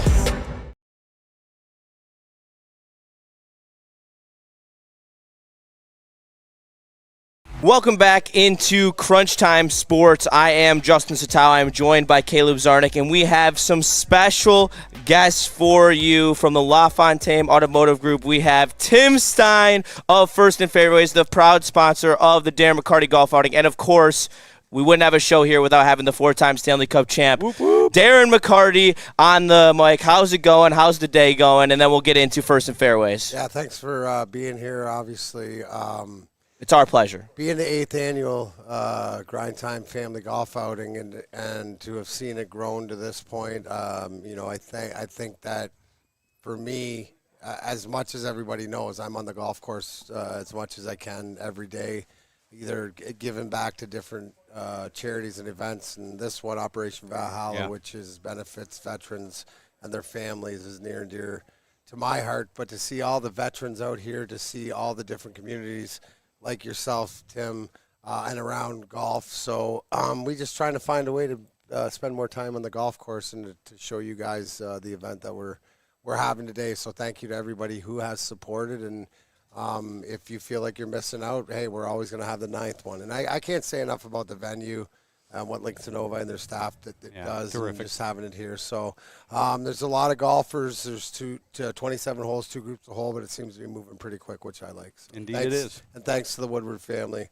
obviously, with you guys, traveling around and being able to do this, but doing something that's near and dear to my heart. I appreciate you guys all spending the time. Yeah, and we appreciate you having us out. It's a great cause, and like we talked about earlier, seeing it grow is just so awesome. I've only been around for 3 of the 8 years, but even in those short 3 years, like, this event has grown, become such a spectacle, and so I appreciate you, D-Mac, for having us out. And then obviously we got Tim Stein here. They are promoting First in Fairways with Braylon Edwards. He'll be coming up here with his -20 group at some point. We got a good group out there going on. Tim's got this great giveaway that he wants to let you guys in on. So I'm gonna pass it off to you, and you can tell the people about what you got going on, because you got some excited stuff going on in the golf content space. Yeah, we can't wait. And first of all, I'm honored to be playing with D-Mac in this event. This is my 6th one. That's when I met you 6 years ago, and we started coming through some other companies I was with, but now we found our home here with LaFontaine and Woodward, and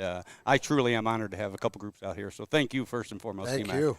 And First and Fairway and Woodward Sports, and it's on now. The next golf superpower, baby. Yeah, we're ready to go, and I'm so glad Woodward Sports is on board, and we're ready for Barstool. Let's go, baby. I'm ready to bring the golf stuff to it, at least, for sure. But we got a couple big things going on. We just saw the video of our big match coming up.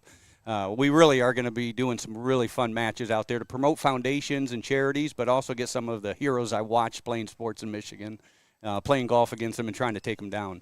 The Big Show Challenge, my buddy who's on the show and on the channel, him and D-Mac could be kind of come buddies, and a little rivalry going. And we have a big match with him and Joey tomorrow or Sunday at Presswick. Talking about the Big Show sandbagger. Yeah, well, he gets 18 strokes. So we want everybody to tune in for Sunday's match. It's not going to be live, but we're going to have some content coming through Woodward soon on it.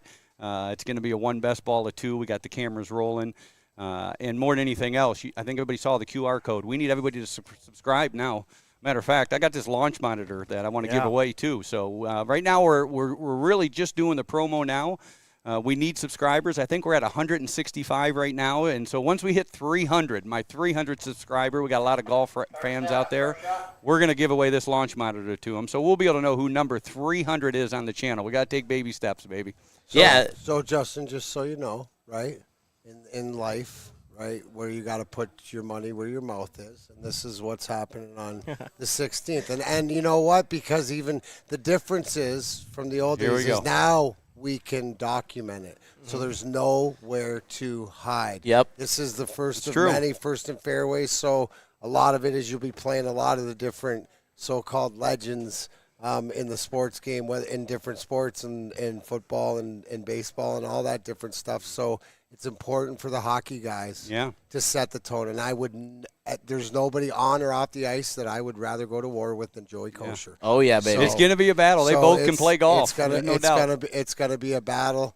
We're up for it. And we look forward to it, so we'll be recording that on Sunday. We already got a Woodward challenge coming down. Brendan's out there sending me notes saying, all right, we're going to have a team from Woodward come take on First and Fairway. So I don't know whose team D-Mac's going to be on, but I might need him for that match. Yeah, that's going to be a whole lot of fun. And look, I've been getting Braylon prepped on the golf course. Yeah. We were out there last week. He tells me. And so he's out there. And he really is dialing in his golf game. I know, D-Mac, that's all you've been doing over the last couple of years. I feel like you've inspired Braylon to now take this new step into this no doubt. absolutely massive space that we're looking to take you guys on a great journey through it, First and Fairway. So make sure you subscribe. 100%. We're going to put the link in the bio. 300th subscriber, you get that cool launch monitor. I'm unlucky that I can't qualify to have that because I would love to. You're out. Yeah, I'm out. And so is everyone else at Woodward Sports. So make sure you tap in with First and Fairways. They have exciting new stuff the whole weekend. Sunday, tap in Darren McCarty and Joey Kosher versus Braylon Edwards and the Big Show. You're not going to want to miss it. We're going to have content coming out on both channels, collaborated. So make sure you stay tapped in on Sunday to make sure that you can stay tapped into the freshest and best golf content in the Detroit area. To the moon, baby. Let's go. We can't wait. We also have our Folds of Honor at Spring Meadows Country Club, which is a great event. I know Woodward has been involved in some of the Folds of Honor stuff at Spring Meadows. I've been there before. It's a great event. On Monday, we're going to be there, and just a shout-out to those guys. We have a great event that gives a lot of scholarship money to fallen heroes and their families. Well, we appreciate both of you guys' time. You know, you guys are both busy on the course and off. So 3 holes left. Yep, 3 holes left. Go get it done, Tim. We will catch you after a quick break. See you Sunday, D-Mac. Thank you guys so much baby. for joining us, and we will see you in just a moment. Dan Campbell is in redemption mode. No, make no mistake. It's not revenge he's after. It's a reckoning. And Woodward Sports is here to cheer on the Detroit Lions every snap. Don't miss a moment of Detroit Lions coverage. Follow Woodward Sports on all social media platforms now. Woodward Sports, let's go.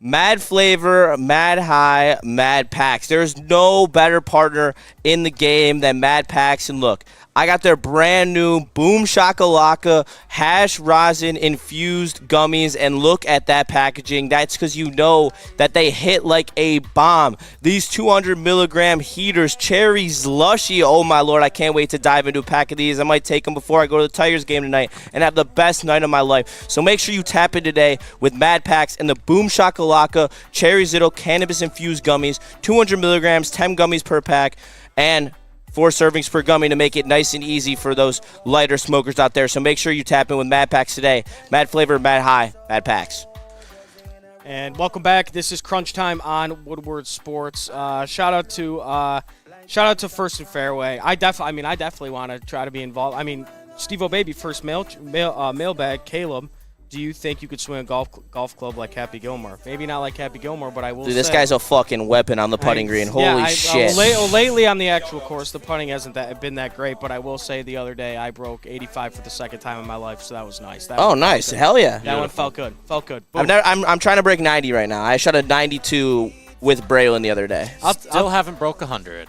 I'll tell you what, I want to get, we kind of know D-Mac's take on it. I want to get Braylon's take on it more, like kind of just, athletes that have played different sports now getting into golf, like, and what is, like, how much harder, like, it is golf than playing a professional sport.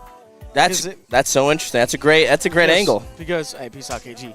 Shout out to KG, man.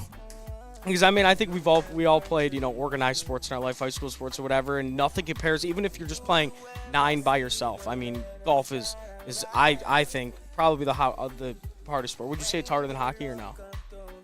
Yeah, for sure. There are 3 sports that I'm saying are more difficult than golf. All right, hold on. Where the hell? All right. Hold on. Before you go, yeah. I'm going to talk enough shit to get me on the channel. Because both times that, me and Braylon were playing seriously when the cameras were on and when the bets were on, I won both times. So I'm going to talk my way onto this channel. All right.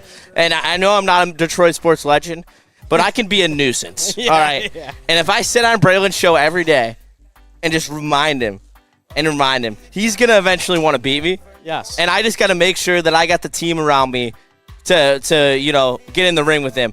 D-Mac, please help me out. Anyway, moving on. Tapping first and fairways. There's gonna be some great guys. I'm actually very excited for that Sunday outing. I'm sure I'm gonna be the one editing and posting them on Woodward. Yes. So I'm very excited to do some work on Sunday and get those rocking. But we got some mailbags in here. I got one from Steve O'Baby right here. Looks like our hometown hero is staying when it comes to the Red Wings, and he is referring to Dylan Larkin. And considering the fact that it is August 14th and we do not have a general manager, and considering that camp is less than a month away, I think that it is extremely fair to say that Dylan Larkin will still be on the Detroit Red Wings by the time opening day rolls around. Are you upset about that or no? I'd be more upset if they traded him for not what he's worth. Let's put it like that. Like, you don't want to rush a trade. I get No, that. you can't rush this trade. This is the most pivotal move the Red Wings have had to make in since firing Ken Holland. Yeah. Shout out Adam from the D for the $5. He said, used to be a 4 handicap. Now I play like I'm 4 and handicapped. That's what golf does to you, man. I mean, one week you could feel like you're the best player on earth. The next week you're shanking it. That's what makes the sport so hard. Shout out Michael Weary for the mailbag. He said, overall, what did you guys think about the overall performance of the Lions? I mean, it's preseason. Again, like everything they're wrong. You know what else? I thought there was bits I liked and there was bits I didn't like. Yes, and I think we covered kind of a lot of that. Like the bits we liked was like we actually saw more nickel. We actually saw more 4-2-5. So like schematically, we like what we saw out of Kelvin Shepard. But offense, it's hard to take really anything away from that. I mean, I've said it 17 times to show. I feel like I feel like I'm a broken record, but it was just very vanilla what they were running on offense. So it's hard to take away what you saw from offense. Obviously, like individual players, like some of the offensive linemen, you could have stock up, stock down on them. But just as like a performance as a whole, it's it is just kind of hard to judge. Let's see, another mailbag here. Keep them coming, boys. Yeah, I was about to say real quick, guys. In golf, you guys are both sold. Golf is the hardest sport. Like there is no harder sport than golf. I personally think hockey is the hardest sport. I think there are 3 sports harder than golf. I think it's mixed martial arts, hockey, and then honestly, like, bro, gymnastics. Those gals, I don't know how the hell they do it, but what they do is some crazy shit. I gotta give them respect. He's simping. No, that's dead ass. Gordo's simping right now. Nah, okay, all right, yeah. I can tell you this. I can tell you this. I could teach you how to skate, and you could skate at a above average, like common man level, with being on the ice 2 times a week for 6 months. You can't shave 5 strokes in 6 months, and then on top of that, you have to wait all winter where you lose that ability and come back. Rugby's harder. Yeah, I don't know why I didn't say that. No, it's not. Rugby's harder than golf. No, it's not. You never played rugby. The reason I did. The reason I'd say golf too is I mean. What? I gotta get manhandled by a dude? It's not that hard. Sorry. The reason I'd say hockey too is because obviously you played it, so it's hard for me to kind of make a case like against you. But it's all that's just one element of the game. I feel like and.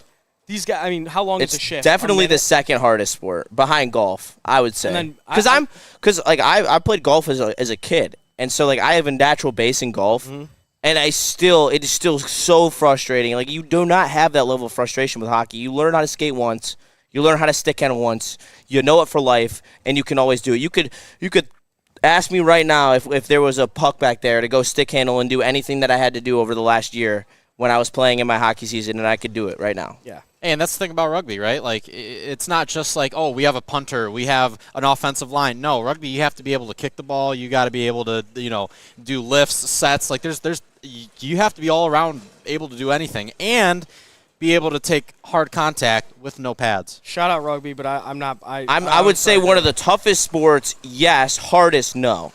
Well, the hardest thing, Michael Weary, shout out in the chat. The hardest thing to do in sports is hit a baseball. That's the hardest. Yeah. That's the one singular hardest thing to do. But my list is golf, hockey. What did you just say? Baseball. Baseball, yeah. Yeah, I'd agree.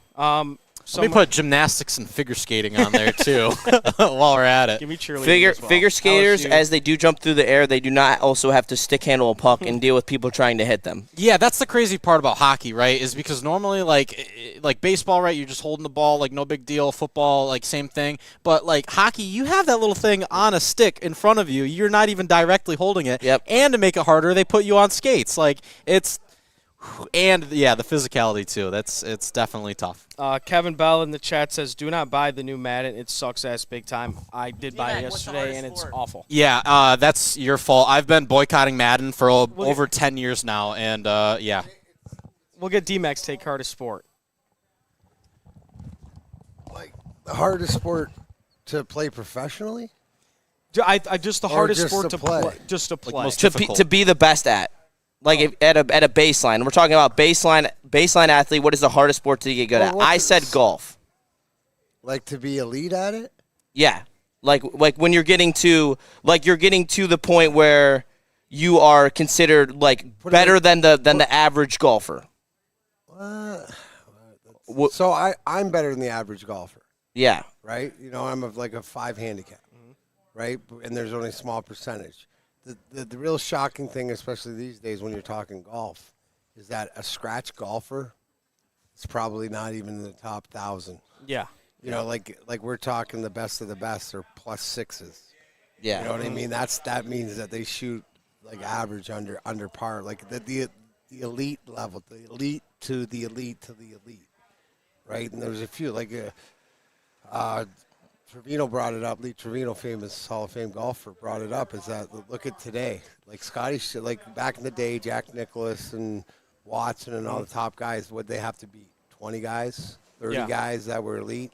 Now every time you tee it up, you got anybody in the field that can legitimately win. Yes, exactly. So to your argument there, I'd say that golf is like the elite of the elite to be that top level. Like you're talking the Tigers, the Scotties, the Rorys. There's only a few of them, right? So hockey, like hitting a baseball. I think that's the hardest thing. It's probably to do the hardest thing to do. Yes. But there's other things around it. Like hence, you could be the greatest defensive catcher in the world and still be an asset with no bat. We've seen it here a million times. Hockey. Like the one thing, like hockey, because you got to skate, right? And then you got the physicality, and then you actually got to like move the puck, and there's the coordination that you have to have. So that's up in the argument. I will. The other question that I would say, hockey players, in my opinion, are the best all-around athletes. Meaning that if you had a decathlon of sports, I agree with that. That's where hockey players are the best golfers too. Well, all my friends who play hockey are so all, there's you would think that would be a criteria. Yes. You want to curl, we can curl. Yes, I need to see D-Mac on the curling ring. That would be electric. Let's go. Yeah, Let's go. I'd be down to learn how to curl. It's fun. I do agree with that, though, that golf is the hardest sport to get to the next level at, to get to scratch. But I think hockey is probably the hardest, in my opinion, to become an average player, I'd say. I said golf, hockey, baseball. That was my order. Yeah, I mean, there it is. I mean, I think there's an argument to everything. Yeah. Gordo said gymnastics. I did actually put gymnastics in my top 3. Yeah, well, I mean, you got an argument there. Yeah. Flipping. You got to have the natural flexibility to do that, though.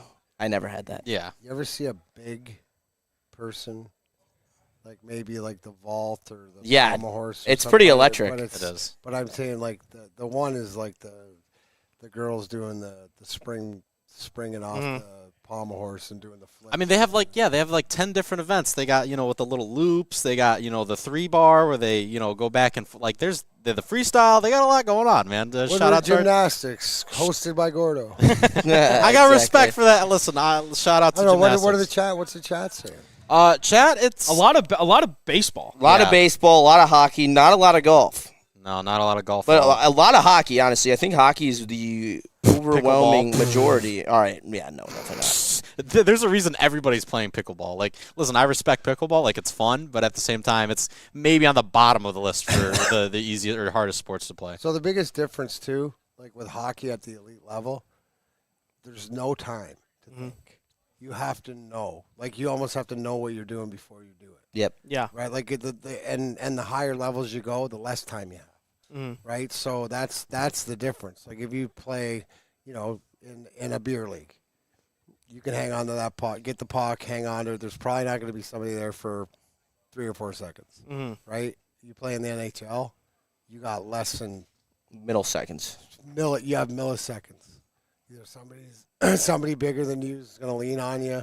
There's a stick in your way. What are you going to do? So there's, so much more to it. Yeah, absolutely. And like, even when I would be skating in my summer skates with like players who were playing in the A, playing in the NCAA, a couple NHLers, like just the difference in vision when we would play, and like they would like try not to put, me against, they put me with the other college kids. They'd try not to put me with the pros, but it would always mix sometimes. And just the way that if you're not there right when they touch the puck, exactly when they touch the puck, you're not getting it. Every time the puck is on and off. And that's why the levels, it's just, it is crazy the difference in how the levels of hockey go up and how much the game gets purified as it gets up to the NHL and then the best on best level. Well, if you ever watch an alumni game, old-timer game, right, all of it, what you lose is the speed. But the tape-to-tape passing, the accuracy, the different things like that, it's the puck possession. Yep. Right? Like, the passing is the underrated thing is that, like, a professional athlete, I don't care if he's a fourth-line plugger, can put the puck on your stick almost every time. Yep. So, like, that's where you get guys running around where they don't know. And like you said, that you got to be there. It's not only knowing, but know where it's going to go or where he's going to go or what his tendencies are. It's so fast. It's all reaction. Yeah, and it's not like you're trying to make a decision while you're running. Like, you're on skates too, so that makes it even more difficult. So, that's why try fighting on skates. Exactly. Yeah, exactly. I know. I don't want to try. I'm good. I don't want to try. But we're gonna get out of here. I appreciate everybody in the chat. Thank you for tuning in. Shout out D-Mac. Thank you for the hospitality, D-Mac. Shout out D-Mac. The Grind Time family golf outing with Darren McCarty. We appreciate everything that they do around here and in the community. Go make sure you check out their spot downtown, their brand new gym. They got it popping down there. D-Mac, what's the address? Thursday nights, 670 Wilkins. 670 Wilkins, Thursday nights. Brush Park, 7 p.m. You can hear KG doing color commentary for the show. Shout out. He's killing it right now. And, everybody out there, thank you for the support always over the years and stuff like this and the support of Woodward Sports. And always remember, it's not about the sports, it's about the people. It's about the people. Absolutely. Shout out D-Mac. Shout out to Darren McCarty. Charity golf outing. The links in Novi, beautiful course. Shout out. We will be back. Well, Braylon Anson, 2 to 4. The heavyweights, 5 to 7. Crunch time, we will be back. Jeff and Booner will be back 11 to 1. Justin, I appreciate you, brother. Appreciate you, too. A lot of fun. And you know what? We'll do this, too. You could DM either me and Justin. You could throw it in the chat right now. Look after the show. Me and Justin kind of have something planned for a Detroit Lions type show. So if you have any names, we're trying to come up with a name. If you have any names, you can give us. Yep. Let us know. It will be me and Caleb, so name accordingly. Yes. Horror. What? Real quick, guys, too. This Saturday, me, promo your stream, Broder, bro. Maz, and Rogelio are going to be breaking down the Detroit Tigers. Yeah, shout out to the Detroit Tigers game against the Chicago White Sox. We're going to be starting in like inning 6, inning 7, breaking down the post game afterwards, and hanging out at the Woodward Dream Cruise. So shout out Puff is going to be joining us there. So shout out to them as well, or Jars. I'm sorry. Jars. Where are you going to be? We're going to be in the new Jars location in Pontiac. It's kitty corner from the M1 concourse, right off of Woodward there. So really excited for that, guys. Make sure that you tune in. We're going to be streaming from about 3 to 5. So check it out, guys. Yep. All right. We'll see you 2 to 4, Anson and Braylon, and 5 to 7 heavyweights. But Crunch Time will be back Monday. Love you guys.